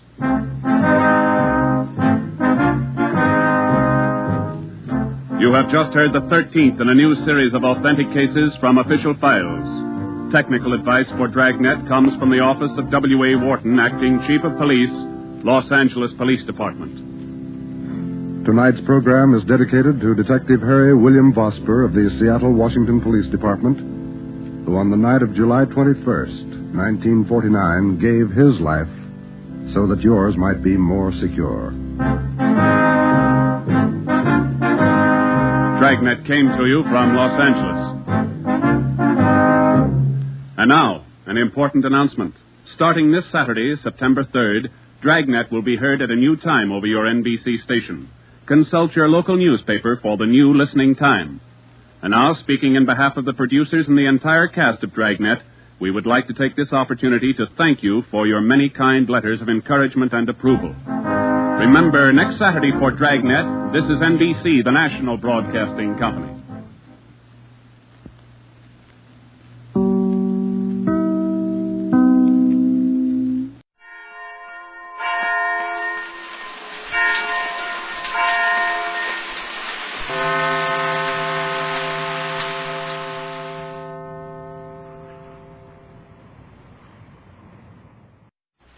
This one's about Pete Kelly.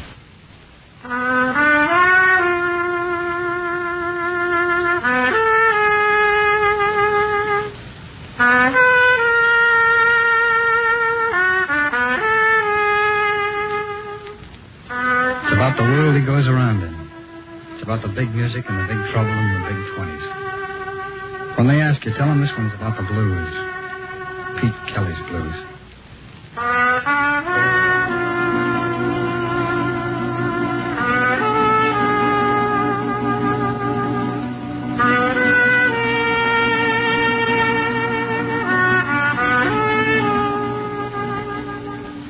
Pete Kelly's Blues, starring Jack Webb, with story by Jim Moser and music by Dick Cathcart.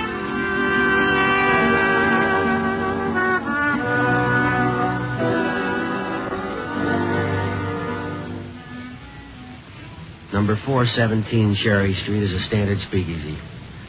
The help is paid in cash. The books are burned at the end of the month. Every week we use 30 cases of booze and a pound of coffee.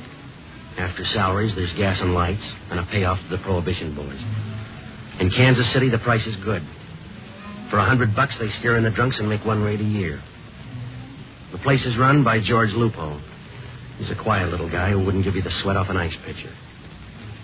The beer's green and the gin's as young as yesterday and the music's loud. I'm Pete Kelly. I play cornet. We start every night about 10 o'clock and we play till they sweep out the broken glass. We don't draw any customers. We don't chase any away. The music is straight New Orleans. It started in the front parlors of Storyville and drifted up north. Some of it laid over in Chicago. That's where I got on. And wrote it out here with a piano player named Augie. Well, he's still with the band, but last night he was barely with it. We took a break about 11. Augie was late getting back. Might as well have stayed in there because he kept looking around the room, and the way the piano sounded, you'd think he had on the catcher's mitt.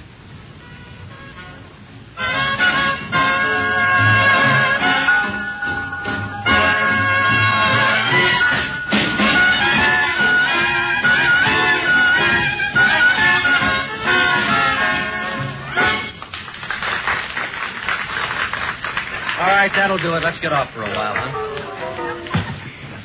Sorry, Pete. Running a little behind tonight. You haven't left the station. What's the matter, Augie? I'm nervous. Take a look around. Near the door, back this way. Place is full of cops. Don't forget it. Have Jake open a couple of windows. Take a walk. Get yourself in shape, huh? Not till I find out which way to fall. These boys are here for heavy duty. I learned that out in the kitchen. Now, let's duck behind the stand. All right, what about it? You know that's Courtney? I drink his beer, that's all. Well, somebody shot Courtney up tonight out near Highway 40. Well, that's too bad. He'd have drawn a good crowd downtown. Who killed him? I don't know, but whoever he is in for a big night. The police are trying for him. So's his partner. Well, let him play. How does our place fit into it? I couldn't guess, but we'll find out soon. See the big guy that just walked in the door? Yeah, boss cop? Almost. It's Eddie Newman. That's Courtney's partner. Come on, we better get back in the stand. Kelly. Yeah. My name's Newman. Come outside. Well, we're due to play. I'll hear you later. Come on.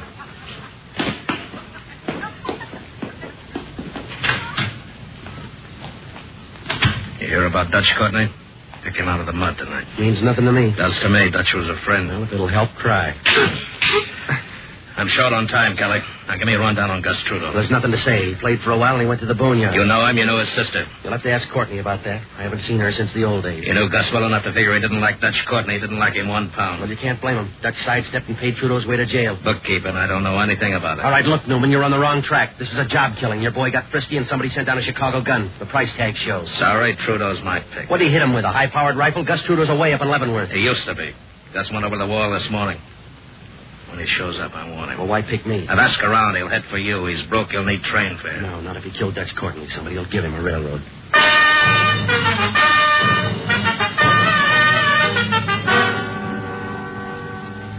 When they dragged the blues out of the back room and moved them up front, there were 3 of the best leading the parade. They were all blowing cornets. One was Buddy Bolden, one was King Oliver, and the other was Gus Trudeau. Oh, he was a lot of music, but not much man. He picked me up on a union date on the south side of Chicago and taught me how to play. He got into me for a Boston 3-star cornet and gin for the rest of his life. When he got down to running errands for Dutch Courtney, I left for Kansas City. A couple of months later, Courtney needed a patsy, and Trudeau was it. He wound up with a 5-year stand at Leavenworth. But Gus never felt right unless he was in trouble. Only this time he cut me in for a piece, too. Well, I picked up a drink at the bar and fought my way back to the stand. Anything wrong? No. Did you finish the set? One more to go, Jasmine. All right, let's do it. What's wrong, Pete? A friend of ours killed Dutch Courtney. Jasmine.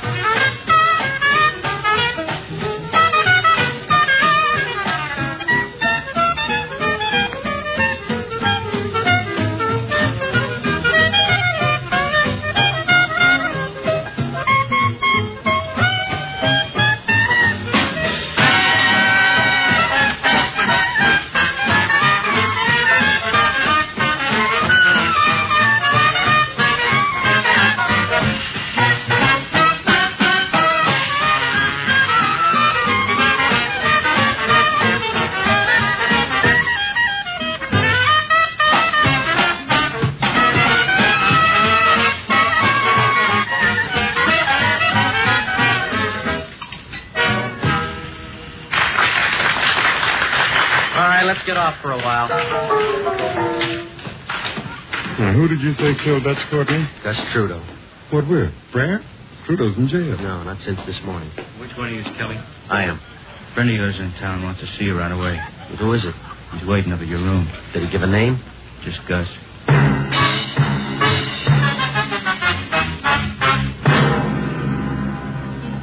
An hour later, I was still looking for an out. It was a little after 2 a.m. Our base man, Red, loaned me his car keys, and I slipped out. I got on at 12th Street and picked up his Erskine coupe and headed up for my room. All the way out Grand Avenue, the streetlights were spending the rest of New Year's alone. Some guys with wide brooms were pushing at the confetti, and the fog was loafing down Washington Square. When I got to my place, I parked the car in back and headed up the stairs.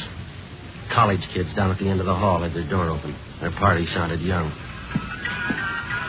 I was looking for Gus when I opened the door, but he had a substitute. I knew her way back at 18th and Halstead. She was pretty and the fastest freight in town. That must have been a long time ago, because somewhere along the line she'd run into a batch of Wednesday weekends. She wasn't pretty anymore. Hello, Pete. Where's your brother? I don't know where Gus is. That's why I'm here. I knew you'd be the first one he'd come to. Yeah. Now what about the break? I was up to see him 2 weeks ago. He didn't say anything about it. Pete, we've got to help him. I've been hearing that since I met him. You're the only one who remembers, Pete. You're the only one who cares. Yeah, well, a lot of people care now. Eddie Newman wants him. The cops are looking hard. I've got to find him before they do. You've got to help Pete. He was supposed to meet me. That's all I know. I'll wait for him. He needs a hand, Pete. He's in deep. Yeah, well, he's always in deep. Now, you do what you want, Madge. I ran front for Gus too long. I'm out of the habit now. Please. Gus wants cover. He can look for a police station. Gus can get away. Some money and a car. That's all he needs. It's going to take more than that to get out. Every cop in town's working tonight. Oh, give him a chance, Pete. Help him. No, thanks. Gus has been good to you, Pete. He taught you music. He's been nothing but good to you. I'm paid up. I bought his gin for 5 years. Then do it for me. For what I used to be worth. No, it's old. It was 80 years ago. I can't help it. Do it for me. I haven't changed that much. I have. You're still the same. You've been working at it. You remember. Yeah. It's the same, Petey. It's just like the first time. You never had a first time. How about a drink? Will you help me, Pete? Find Gus. Get him out of town. All right, $10. As far as I go, $10.25. Now I'm getting off. Where you going? Back to work. Tell Gus to take care of himself. Hold it right there, Pete. You stayed too long in Chicago, Madge. I bought the gun in Kansas City. Don't go for the door. You better give it to Gus. He may need it. We're going to find him. You're going to help me. All right, come on. Give me the gun, Madge. If I shoot, it'll hurt. Yeah. Come on. Put it away, Madge. Oh, stop it.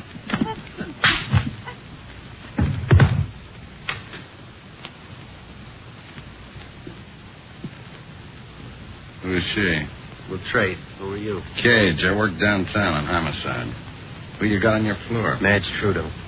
Tell me about her. I knew her in Chicago. After that, I heard she did favors for Dutch Courtney. After that, I don't know. Is she tired?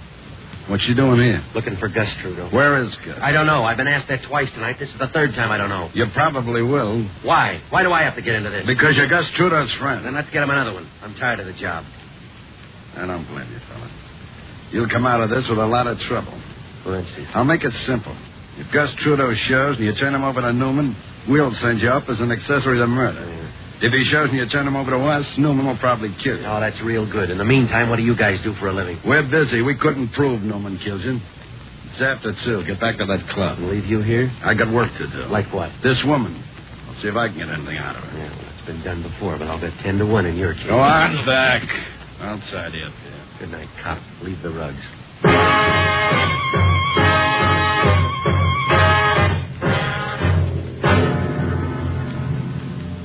I left Cage standing in the middle of the room looking down at Madge Trudeau. He didn't watch me leave, but I figured it wouldn't be too long before he turned that gleam back on me. Well, I went back to 417 and ran into our piano man, Augie, outside in the alley trying to steal some clean air. Happy holidays, Petey. How's Gus? I didn't see him. Oh, forget him. I got it all figured out for the two of us, Petey. Today we'll spend our time dodging destiny. We'll hit for some small back room. I'll bring the bottled goods, and we'll live on gin and sauerkraut and make the walls sit up and listen. One horn, one piano. The blues, Petey. We'll write them in the middle of next year. All right, save it. Will you just set me straight? Right now, across the river, there's 2 places. The High Life Club or Fat Eddie's. You sure he's there? That's what the word is. I'll pass the hat down at the Union Hall for both of you. Is Gus alone over there? He is now, but there's going to be a crowd. What do you mean? I told you. Yeah. When Eddie Newman gets back, I got to tell him.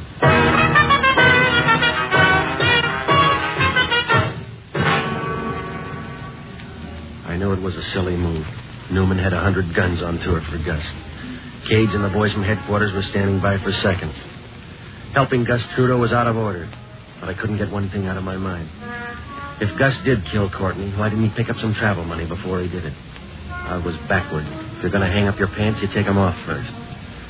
Well, it was about 3 a.m. when I got down to the river and crossed over to the Kansas side.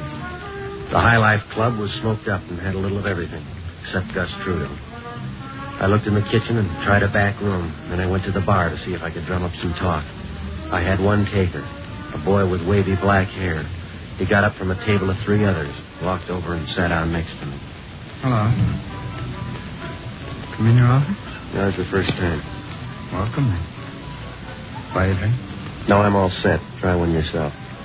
Oh, I think drinking's all right, but I hate people who drink too much, don't you? You work here? Well, not regularly. Sometimes I dance and the other act doesn't show up. You here alone? Waiting for someone? Waiting for a guy named Gus Trudeau. You one of his friends? Ahmet. Where is he? He left a while ago. I'm not sure where he went. Well, get sure. It's important. When he mentioned someone named Betsy. All right, hold it. Well, what do you hear, Kelly? All right, get away, Newman. Try another stool. This'll do. If he asks you to leave, I think you should leave. Well. Choir boy. That's nice. Leave him alone. Who is he? I never saw him before. What's he know about Trudeau? Nothing. Don't kid me. You're not here to spend the time of day. You're here for Trudeau. You, little friend, where's Gus Trudeau? I don't have to talk to you. I'm a guest in this place. You're not anymore. Now climb down and head for that door, both of you. You can't make us do that. We're not going to leave. It's a split vote, Buster. I don't like the way he pushes. That's right. Just walk. I'll bet you look good. I knew right then. As we walked out, I knew Eddie Newman wasn't going to leave him alone. He was going to pick at him, whether he knew anything about Gus Trudeau or not. It was going to get messy, and the boy with the nice eyes was going to help.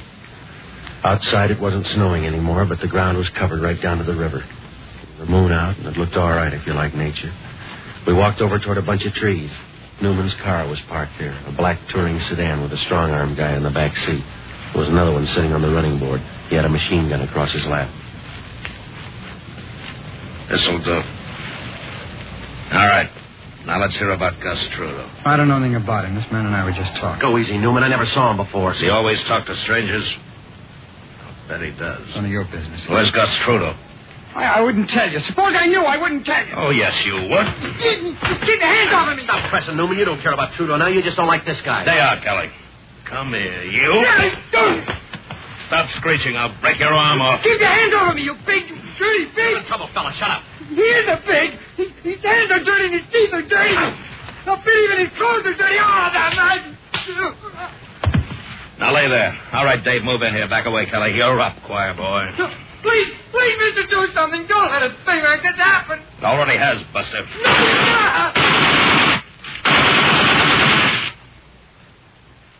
Well, through, Newman. Come on, Dave. It's getting cold.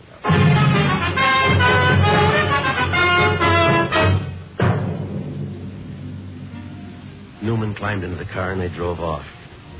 I stayed there a minute to look at the guy in the snow. His face was unmarked. I did him a favor. I rolled him over so it showed in the moonlight. I knew his mother'd want him to look good the night Eddie Newman's chopper squad cut him down.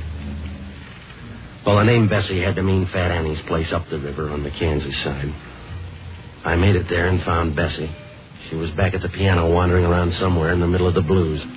You couldn't miss that voice if she took up yodeling. Bessie Smith.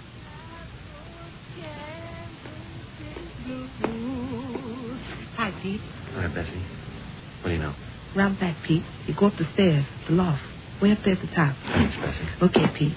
All right, Jay.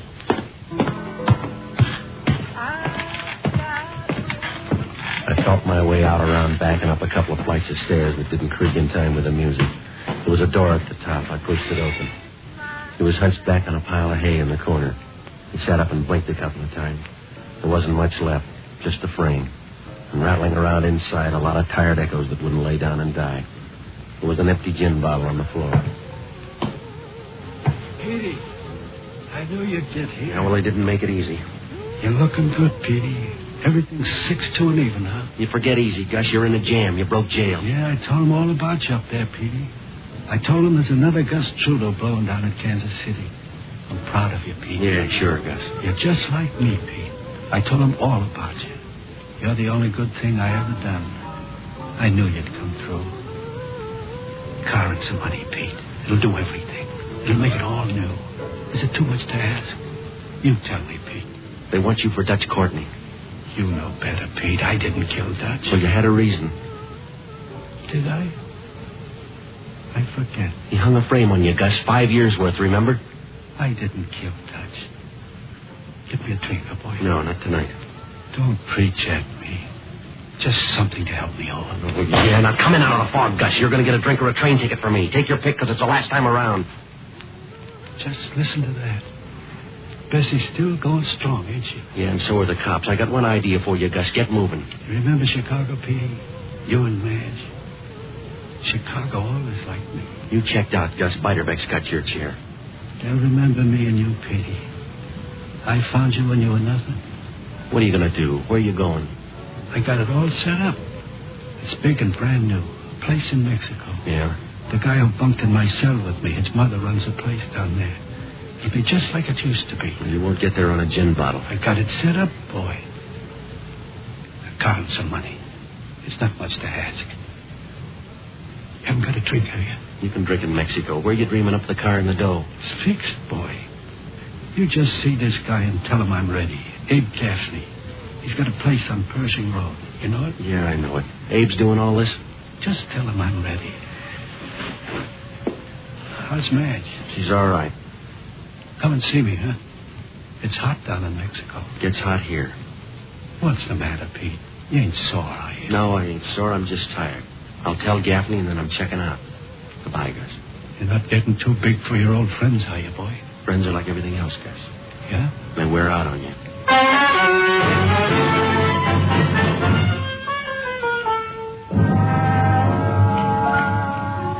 Wasn't any different than a dozen times before. I knew there wasn't very much left, but I wasn't looking for a second-rate ghost with an empty gin bottle. Well, I crossed the river to the Missouri side, headed down Main Street, and then I swung over toward Abe Gaffney's place on Pershing Road. It was pushing close to 5:30 a.m. The sun wasn't up yet, and the night was too tired to care. I pulled up in front of the Murad sign out in front of Gaffney's. Inside, a counterman with pimples and coffee was leaning on last night's paper. A beaded curtain shut off the hallway that led back to Gaffney's room. You want something? Yeah, Gaffney. Not here. Where do I find him? I don't know. I was supposed to meet him here. That's so? Look, this is Gaffney's place. Where is he? I told you. Now, listen, Junior. Maybe you think you do a good imitation of Calvin Coolidge, but I want an answer. Where's Gaffney? What's your name? Kelly. You could have saved an argument this way. Through the curtain. When do you go to bed, Kelly? Yeah. You still looking, Newman? Still asking. Where's Guts? I don't think he'd give me time to answer. There's a good reason why I let you walk away tonight. I gave you 2 hours all by yourself on the Kansas side. I don't think you threw him away. You got a line on Gus Trudeau, and I want it. I got nothing for you. Don't be silly, Pete. The cops get him or I do. He goes either way. You get no help from me. I don't want help. I want Gus. Now, come on! Come on! Come on, or I'll make you part of the wallpaper. You better send for Dave. I don't need it. I think you do. Now, don't bother to get up. I'm leaving. I don't believe it.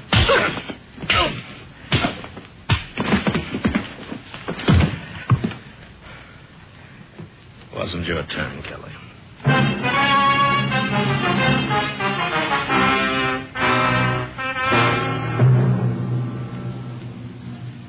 When I got up off the floor, the room was cold and the lights were out. Newman was gone, but I knew he was still in business. I knew if he didn't find Gus Trudeau this trip, he'd come back for me. Well, I got into Red's car and followed the radiator cap back to 417. I found Offie back at the stand having breakfast. Did you bring an egg, Peter? Kitchen's closed down. Newman been back here? I haven't noticed. You look abused. Yeah. Did anybody say anything? Who missed? You heard the news? What's that? They found the guy who got Dutch Courtney. A fellow by the name of Doyle, East St. Louis. Cops got the goods on it. Gun, fingerprints, the works. What was his beef with Dutch? Doyle owned East St. Louis. Dutch wouldn't believe it. Leave it to Gus. If there's a hole, he'll fall in it. Makes it easier, doesn't it? He'll call his boys off now. Somebody better tell him in a hurry. Did you see Gus? Yeah, I saw him. He's trying to get out of town. Pete, Kelly? That's right. Dave Gaffney, Pete. Well, you're a hard man to find. Newman came in the front door. I went out the back. This won't take long. Car, keys, and money for Gus. Well, you got the wrong guy, Abe. I quit an hour ago. Fight it out with yourself. Car's out in the alley. Gray Chandler. Tell Gus it's low on gas. No, wait a minute. You can take this stuff to Gus. You know where he is. No, thanks. You take care of Gus. He's an old friend. What's the matter with you? I hardly know him.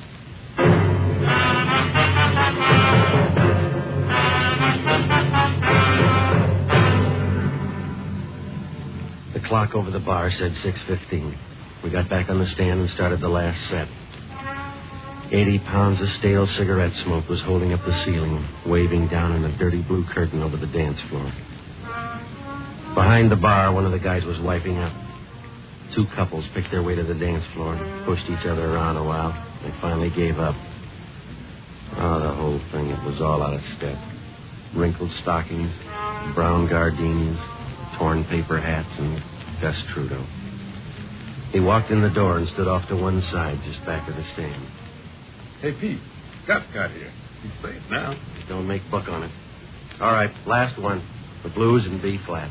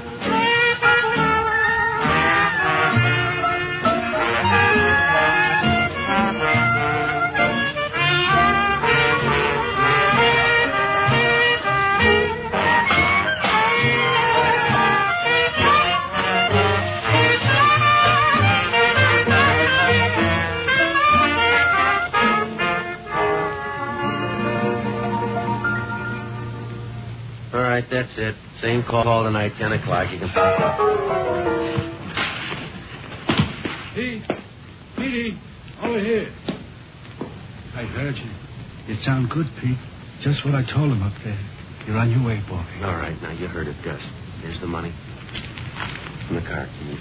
I'll see you, Gus. You know what I told him? Another Gus Trudeau's blown down at Kansas City. Yeah. All right, boy. I'm leaving. Happy New Year, Gus. Hi, Madge. Hold it there, Pete. It's a family fight. Stay out. I thought I took that gun away from you. What's the matter, Madge? What are you doing? Don't tell me that talk, Gus. Dutch can't hear you. What do you mean, Madge? You killed him. You blew your top and killed him just like you did everything else for me. You and that gin and that cheap brass horn of yours. You sped us all, Pete and me. You ran through the whole bunch till you got to Dutch. Hey, I didn't do anything. You killed Dutch Courtney. I loved him. I loved him enough to square it. You got it wrong, Madge. Goodbye, Gus. I'll tell him to throw your horn in after you. Read the paper, Madge. You killed the wrong brother. Stay away, Pete. It's in the paper, Madge. A guy by the name of Doyle. He killed Dutch. They're not sure. Are they? They're sure. What'll I do? I got two things for you, Madge. And the car keys. Now, you see what you can do with 10 minutes start.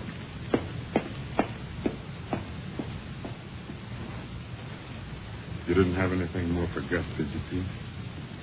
No, I guess not. Well, maybe. Yeah. Gus finally got out of town.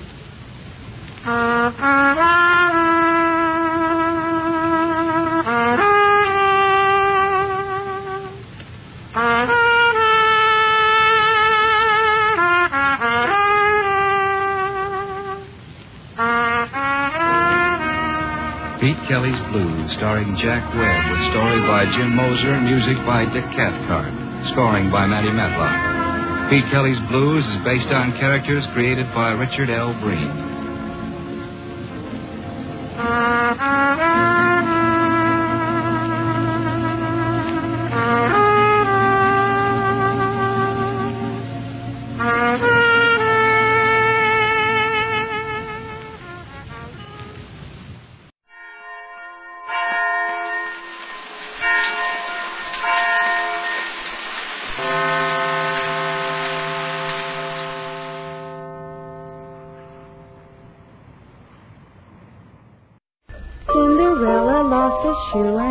she got a mate with lovely shoes a girl can't lose. In gallon caps you rate. More miles to a gallon cap. Yes, gallon caps, the family shoe stores with the yellow fronts. The largest shoe chain in the West with stores from Canada to Mexico to serve the West. GALLENKAMPS, Gallon Caps present Pat Novak For Hire.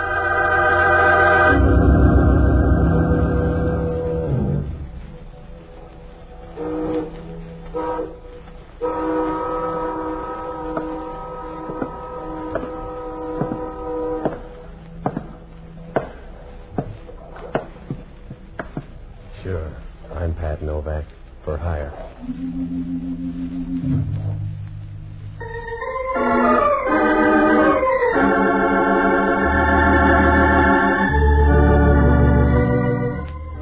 That's what the sign out in front of my office says. Pat Novak For Hire. Down on the waterfront in San Francisco, you always bite off more than you can chew. It's tough on your windpipe, but you don't go hungry. Down here, a lot of people figure it's better to be a fat guy in a graveyard than a thin guy in a stew.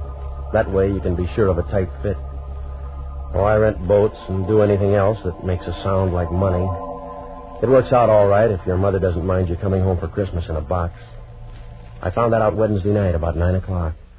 I closed the shop early and I came home to read. Oh, it wasn't a bad book if you ever wanted to start a forest fire. It was one of those historical things, and the girl in it was just getting her second wind and her third man when the door to my apartment opened and the place began to get crowded. From where I sat, the crowd looked good.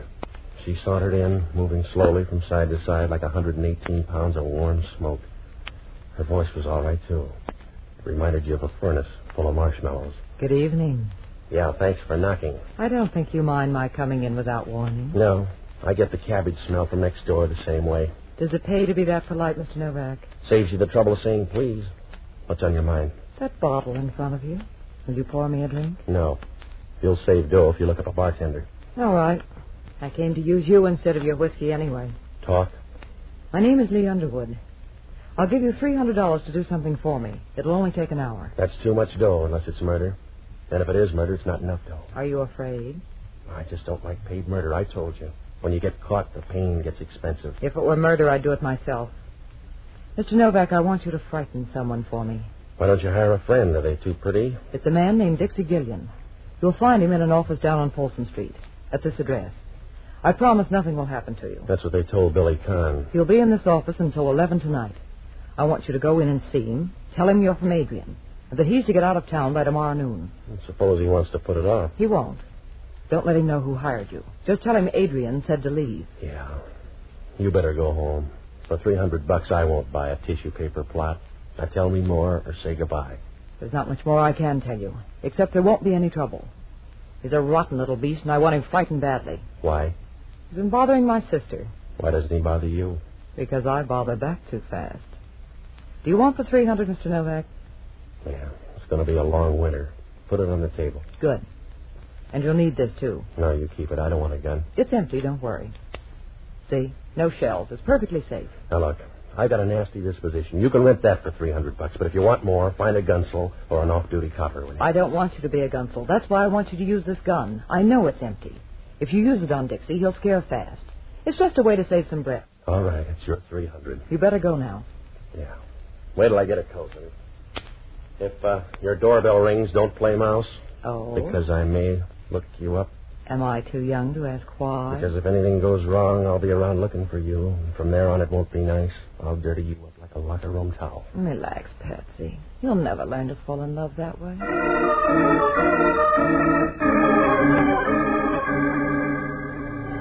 She handed me the gun and walked out of my apartment. Seeing her leave made you feel like Frank Buck losing an argument. She walked with a nice, easy swing of a satisfied leopard, and for a small leopard, she had pretty good spots, too. I put the gun in my overcoat pocket, and I went down to Folsom Street. The address was down near the bridge entrance, and the street was deserted except for a couple of winos near the corner trying to buy back 1926 at $1 a jug. I stopped in front of the place. It was a machinery company, and I could see a light burning in the back. I began to walk through the place. It was so quiet you could hear a worm with whooping cough, and there were enough shadows around to keep a ghost happy for years. When I got to the office back in the corner, through the glass, I could see a man sitting at the desk. When I opened the door and walked in, he didn't seem surprised. Come on in, mister. The bet on noise. Yeah? That's right. You make too much for a thief and not enough for a customer. What do you want? About 10 words if you're Dixie Gilian. Go ahead. You better look up a timetable. What makes you that tough? This. Oh. Why, you look tougher with a gun. Does it make you talk faster? I'm going to say it slow, mister. Pack up your rompers and get out. Is that you talking or somebody else? I'm just the guy with a gun. Adrian does the talking. And he says get out. That's right. You got the whole message now. All right, you told me. So wander out and spend your dough. I will. You'll need part of it, though, because I'm going to give you an answer for Adrian. I'm going to take that gun away from you, mister. You can pick the pieces out of your head on the way home. You better stand back or I'll share it with you. You got your offer, mister. Let's see you make good. Yeah. Save your muscle, Drop fella. that gun, will you? Save your Drop muscle, that gun. fella. The gun's empty. Somebody fooled us, mister. Sometimes you can get a home run with a half swing. That's the way it was this time. He couldn't have made it with a prayer book in both hands. He slid down to the floor and trembled for a moment and then flattened out like a leaf in a pool of water. Just before he died, he grabbed his side as if he didn't like the way it hurt. And then he didn't care. I rolled him on his back and let him look at the ceiling. His eyes were open and he looked surprised, like a guy who didn't figure on a change in the weather. There was a scar that ran across his forehead and dug deep into his hairline. And he was lying there with a bunch of pink gum showing as if he was trying to pick up a few bucks with a toothpaste ad. I didn't have time to tell him how sorry I was, because if homicide caught me here, I'd have about as much chance as a canary in a basement full of cats. I started for the door. Right then, I knew I could start ordering birdseed. It was Hellman. And he walked over to have a look at the body.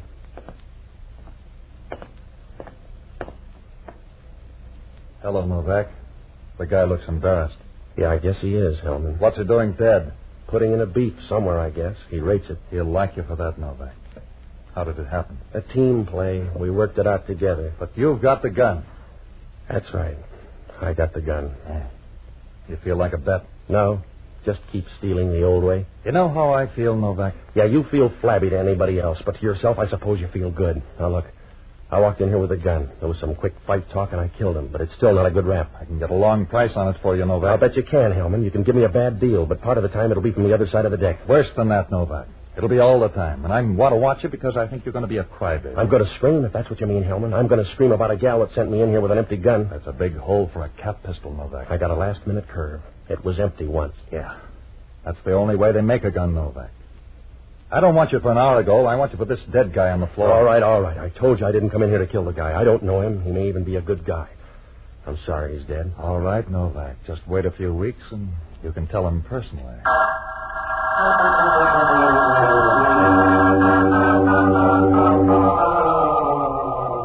Hellman had me up against the rail and he knew it. When we left there, he was wearing a big, toothy smile. It was big enough to sew on his ears.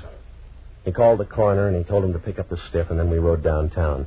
He dropped the gun into ballistics, and he hauled me into his office.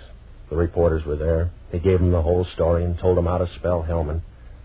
After that, we wound up at the desk, and he booked me on suspicion of murder. The next hour and a half was the kind of stuff they don't write about in the paper. They call it interrogation. And when you're finished, you've been through a lot of tight spots, like a piece of bubble gum in a set of false teeth. About 11 o'clock, Hellman brought me into his office, and from there on, it happened kind of fast. I just talked to the DA. He's going to streamline things for you. Well, he's going to look funny, going to trial on a guy you can't identify. I won't press you. I don't have to, Novak. I've got the only parley I need. You, the dead guy, and a big, fat murder gun. Yeah. Yeah, Hellman talking. Yeah, I know it was a .38. That crazy down in ballistics, I saw him standing over the dead guy. Well, they must have made a mistake, that's all. No, I don't want him in here. I don't want him in here. Hey, Tony. Tony, You're getting pale. You need some more rouge, Hellman. I got some bad news, Inspector. Well, keep it, or you'll take more home to your wife. I'll talk to you later. No, talk to him now, Hellman. If the bullet doesn't match the gun, talk to him now. That's right, Inspector. A .38 bullet, but it won't match the gun you brought in. It's got a match. I came in and found him standing there. He admits it. It's a neat trick, then. If he fired the bullet out of that gun, he retooled it in midair. I'm not that fast, Hellman. Get out of that chair so you'll have room to squirm. You keep still, Novak. Oh, I won't bother you. I'm going home. Huh? I'm walking out of your jail, Hellman. You got a broken-down .38 that won't fit anything but your thumbs. You can't hold me on that. I found you over the body. I can hold you on suspicion of murder. But it'll hurt tomorrow morning, Hellman. The papers will be down here for a follow-up. And you'll have to tell them what it looks like out in left field. I'll handle them. You can't afford to let them start laughing at you. People will get the idea it's your face. You can save car fare if you stay right here. Because I'll have you back by noon tomorrow. You're not that good, Hellman. You couldn't hold a moth with a searchlight. The town ought to thank you. Oh, it's a nice jail, Hellman, and with you around, it'll last for years.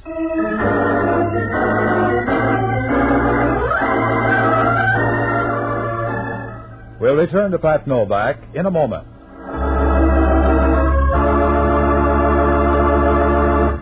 You're going to put extra warmth and comfort in your Christmas wishes this year. How do I know? Well, because I've seen the Gallencamp Christmas gift slipper collection. You know, everybody's talking about it as the gayest, brightest idea on the gift shopping horizon. When you visit your neighborhood Gallencamp store, well, then you'll know why. There you'll find slippers for every member of the family. Soft and cuddly warm ski capers for Sis, handsome embroidered Chinese slippers for Mom, warm shearling-lined opera slippers for Brother, and good-looking, smooth kid opera slippers for Dad's fireside loafing. Yes, and there are appealingly soft and gorgeously colored shearling scuffs to delight the heart of any young lady from 16 to 60, and slippers for the little nippers. All are irresistibly comfortable, good-looking, and irresistibly Gallencamp price. Go to Gallencamp's, the store with the yellow front near you, to buy Christmas gift slippers that'll say Merry Christmas in a heartwarming way. Give more smiles with a Gallencamp slipper gift.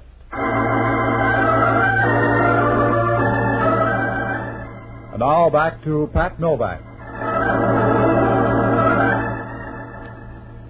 When I walked out of headquarters, I had a nice mess to juggle. It was like trying to walk the baby on a floor full of marbles. If things didn't add up for Hellman, they weren't doing any better for me. I knew the gun I had went off. If it did, what happened to the bullet? And where did the other one come from? And why weren't there two shots?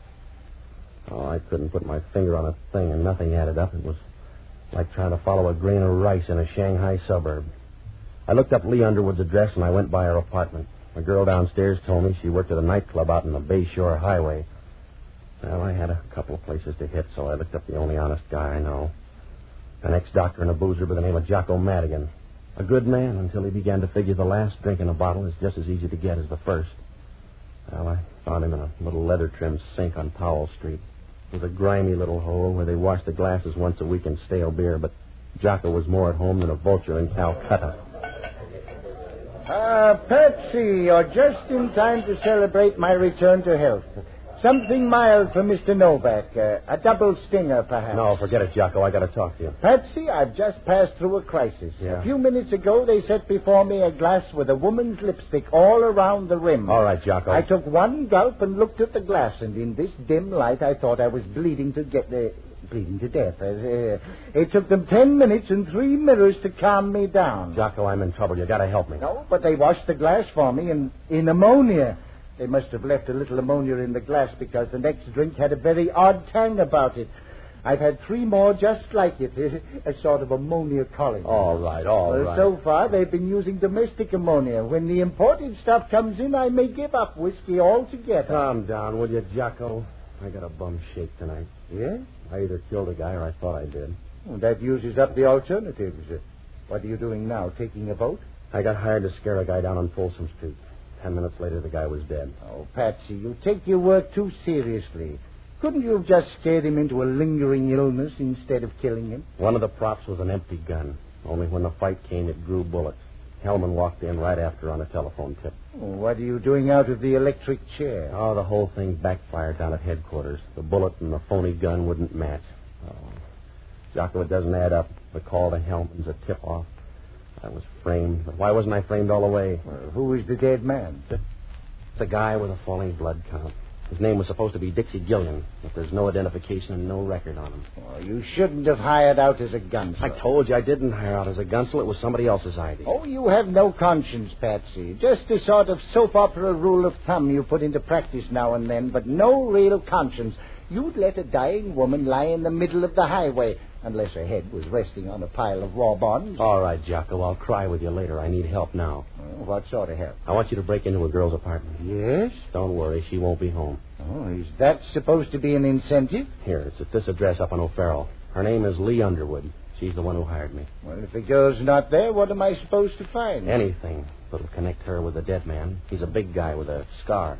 Well, that doesn't help much. You can't miss. Go through the desk and the drawers. Pick up everything you can. Leave a message at my place, huh? Oh, as soon as I finish this drink. Hurry up, will you, Jocko? Leave the glass alone and get going. Don't rush me. Hurry up. The glass is empty anyway. Yeah, that's what you thought about the gun, but the fellow got an awful jolt out of it. Good night, lover.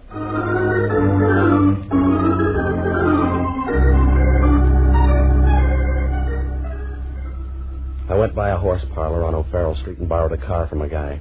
It was after midnight when I started down the Bayshore Highway, and about a half hour later I pulled up in front of the Cat's Paw. It was a long, rambling place on the left side of the road. No, there was no plan. It just followed the erosion line until they ran out of material. There was enough neon in front to light a main intersection in heaven. I asked a 50-year-old busboy, and he said Lee Underwood was back in her dressing room getting ready for the 1 o'clock show. When I walked in, she was sitting in front of a mirror, working on an upswept hairdo. If she swept it up any more, it was going to leave her head. I stood behind her, looking at the pink, fresh part of her neck that didn't show when her hair was down. You seem fascinated, Patsy. No. I just want to know where to break it. Oh? Sit down on the footstool here next to me. That's it. I like to look down on people. Here, let me brush that strand of hair back. Or do you like it in your eye? Brush it back so I can see your answers. Who's Dixie Gilian? What difference does it make? None to him and some to me. He's dead. No, he couldn't be dead. He'd like to believe that, too. I couldn't sell him that story about an empty gun. He couldn't have been killed with that gun. No? No, I put in a blank, Patsy. Somebody used a hard-working bullet because Dixie's dead. There was no reason to kill him. I don't understand. That makes you even with homicide, but they got a bigger team. I don't understand it, Patsy. Who's Dixie Gilian? He was after some microfilm. I thought I could scare him away. You better be ready to identify him because homicide stopped. Even the scar didn't help. What scar? Scar across his face. There's no record on him. Oh, no, Patsy. Everything goes wrong. Everything you touch goes wrong. That's the wrong man, Patsy. Yeah. Well, it's too late for a recount. You've got to get to that body, Patsy. I don't know how, but some way you've got to get to him. You look good, Lee. You'll make a nice picture. Wait a minute, Dixie. You don't need your coat. Come on. I don't know how it happened, Dixie. I didn't mean it that way. If you like it that way, all right. Bring your boyfriend, too. No, don't let him, Patsy. Oh, that gun's too big. I'm going with him. It was a short trip. He led us out of the dressing room and down a thin hall to the back door.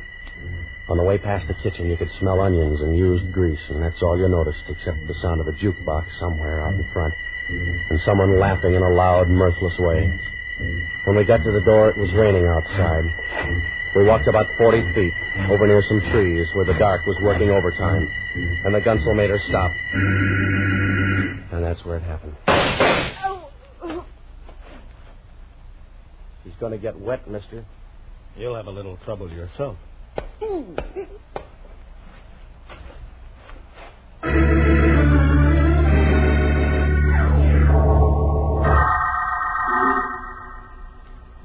When I woke up, it was still raining, and I was lying on top of the mud like a stubborn seed.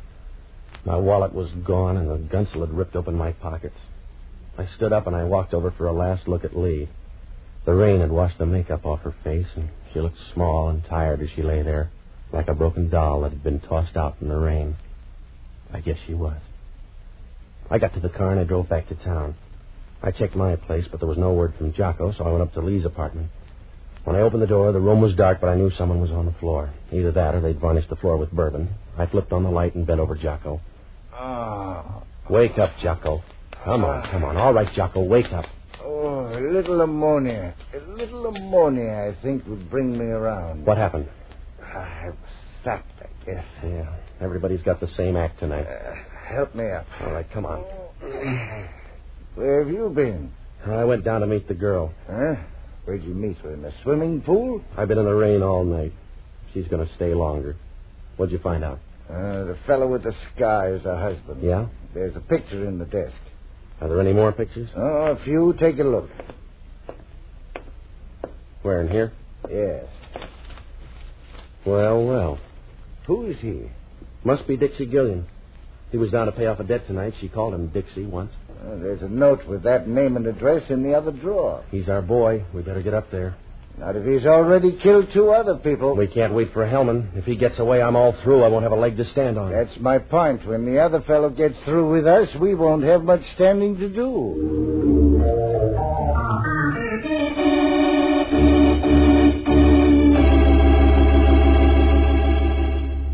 I felt Gillian was the only guy left in the picture, so I dragged Jocko up to his place. It was an apartment on Post Street. The elevator operator took us to the 8th floor and said that Gillian had come in a few minutes before. There was no answer, so we tried the door and it was open. Jocko didn't like the idea. Oh, Patsy, this is folly. Risking my life is one of the bravest things you do. Keep still, Jocko. What are we supposed to do? The door was open, wasn't it? So are a lot of graves, but I've never been tempted. Hey, look at the furniture. There's been a fight here.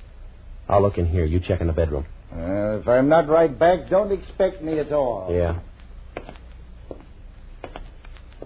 Patsy, come here.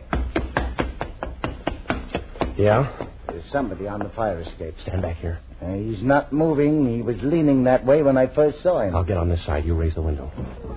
Go easy, Jocko. Can you see him from there? Raise it a little more. He's still leaning there. I can reach out. Now watch yourself. If he's kidding, you'll lose an arm. I've got him. Raise the window more. Yeah. Oh, Patsy, he's falling. Give me a hand. Oh, here, let me through there. Oh, it's too late. I can't hold him. He's falling. I'm sorry. Yeah. He was probably dead anyway. If he wasn't, that was a step in the right direction.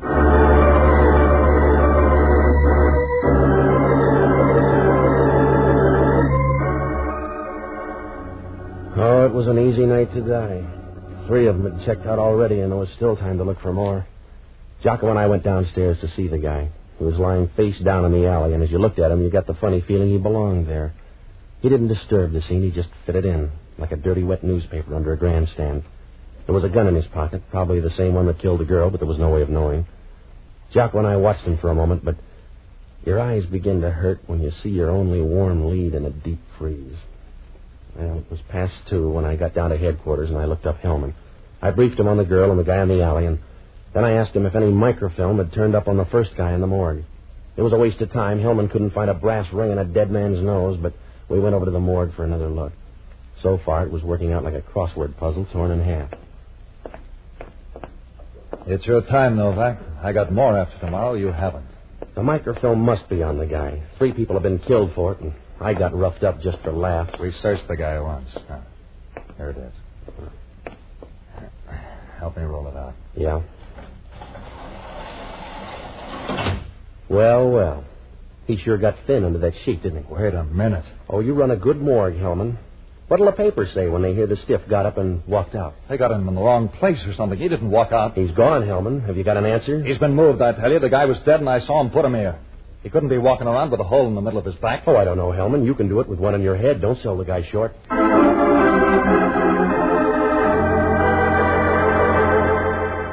We'll return to Pat Novak in a moment.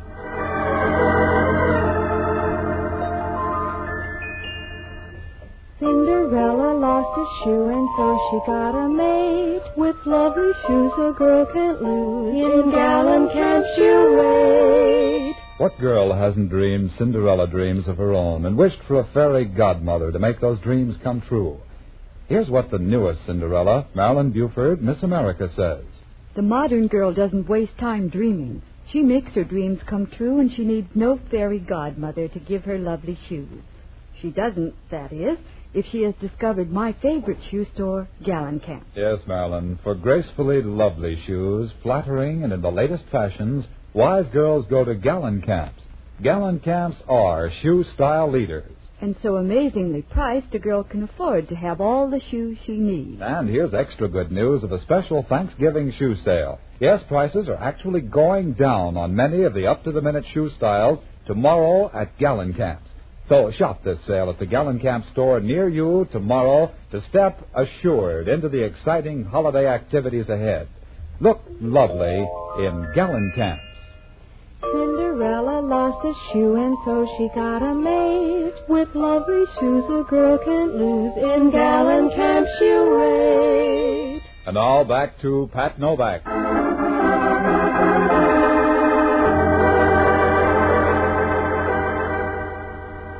When Hellman found out the body was gone, he stood there and stared at the empty slab. And then he started looking around in a nervous way, like a man trying to find the sugar bowl at a restaurant counter. A few moments later, he turned and walked out of the morgue, and we were halfway downtown when it happened. It must have hit us at the same time, sharp and quick, like a piece of candy in a bad tooth. That guy back in the alley had come off that slab in the morgue. We got out to Dixie's place and we began to check. There was a phone operator downstairs, and she said Dixie had put through a call about 2 hours ago. Hellman checked the number, and it was the ticket office of a railroad. We got downtown, and we ran through the timetable. There was a train leaving the Oakland Mole in 40 minutes. Oh, it was an outside chance, but tonight that was the only kind for sale. We got down in time to slide on the last ferry over to the Mole. It was still dark out when the ferry pulled away from the slip and started across the bay. Over toward the Berkeley Hills, it was beginning to get light. The sky was the color of a bruise spot on a man's arm. We'll get up to the pilot house and tell him not to dock until we've gone through all the passengers. He doesn't have to be in on this one. He'll check the train when he gets there. Wait a minute. You don't have to check. There's your boy. Where? Up there. On the rail. Now, you better go easy. He's not a scale model. Just walk quietly until we're behind him. Yeah.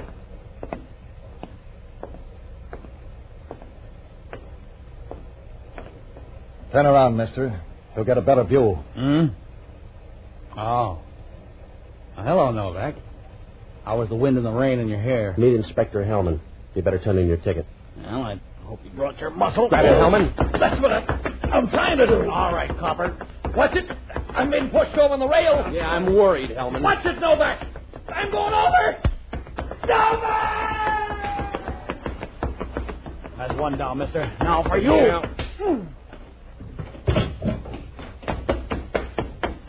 Well, I landed on the deck, and I watched him disappear in the dark. Halfway down, the guy turned in. I followed him down the ladder and along the main deck. He ducked into one of the engine spaces, and I started in to look for him. Oh, it didn't take long, because he turned out to be helpful. You got the idea yet, Novak? I'll come closer. Tell me then, huh?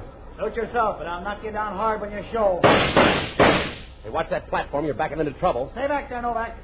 Watch out for that platform. You're backing into that engine. Look out. No! No!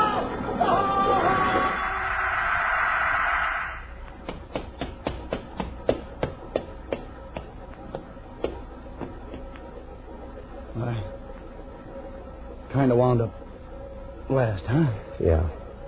That's the way it looks. Did you get the microfilm? Yeah.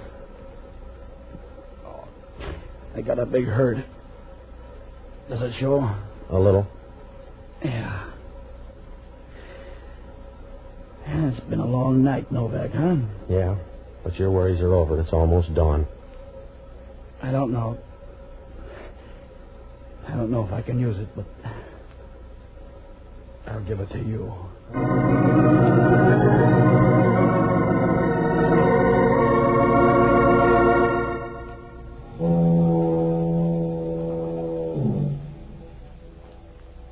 Well, they fished Hellman out of an oil slick a few minutes later.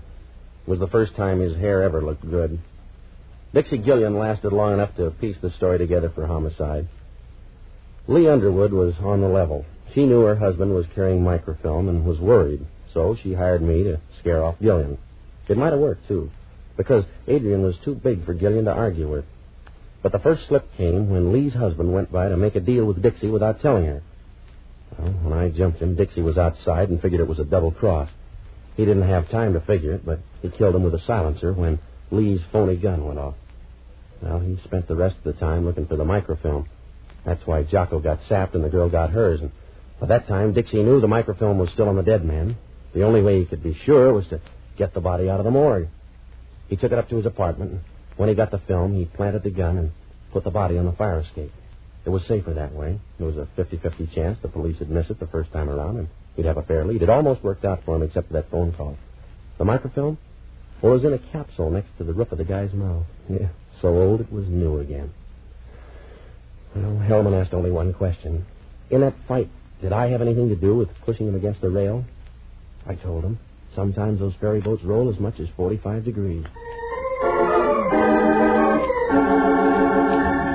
Be sure to join us next Sunday evening and every Sunday, same time, same station, for radio's newest show, Pat Novak For Hire. And don't forget, the store with the yellow front is the Gallencamp Shoe Store.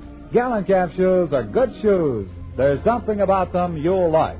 Franklin Evans speaking. This is ABC, the American Broadcasting Company.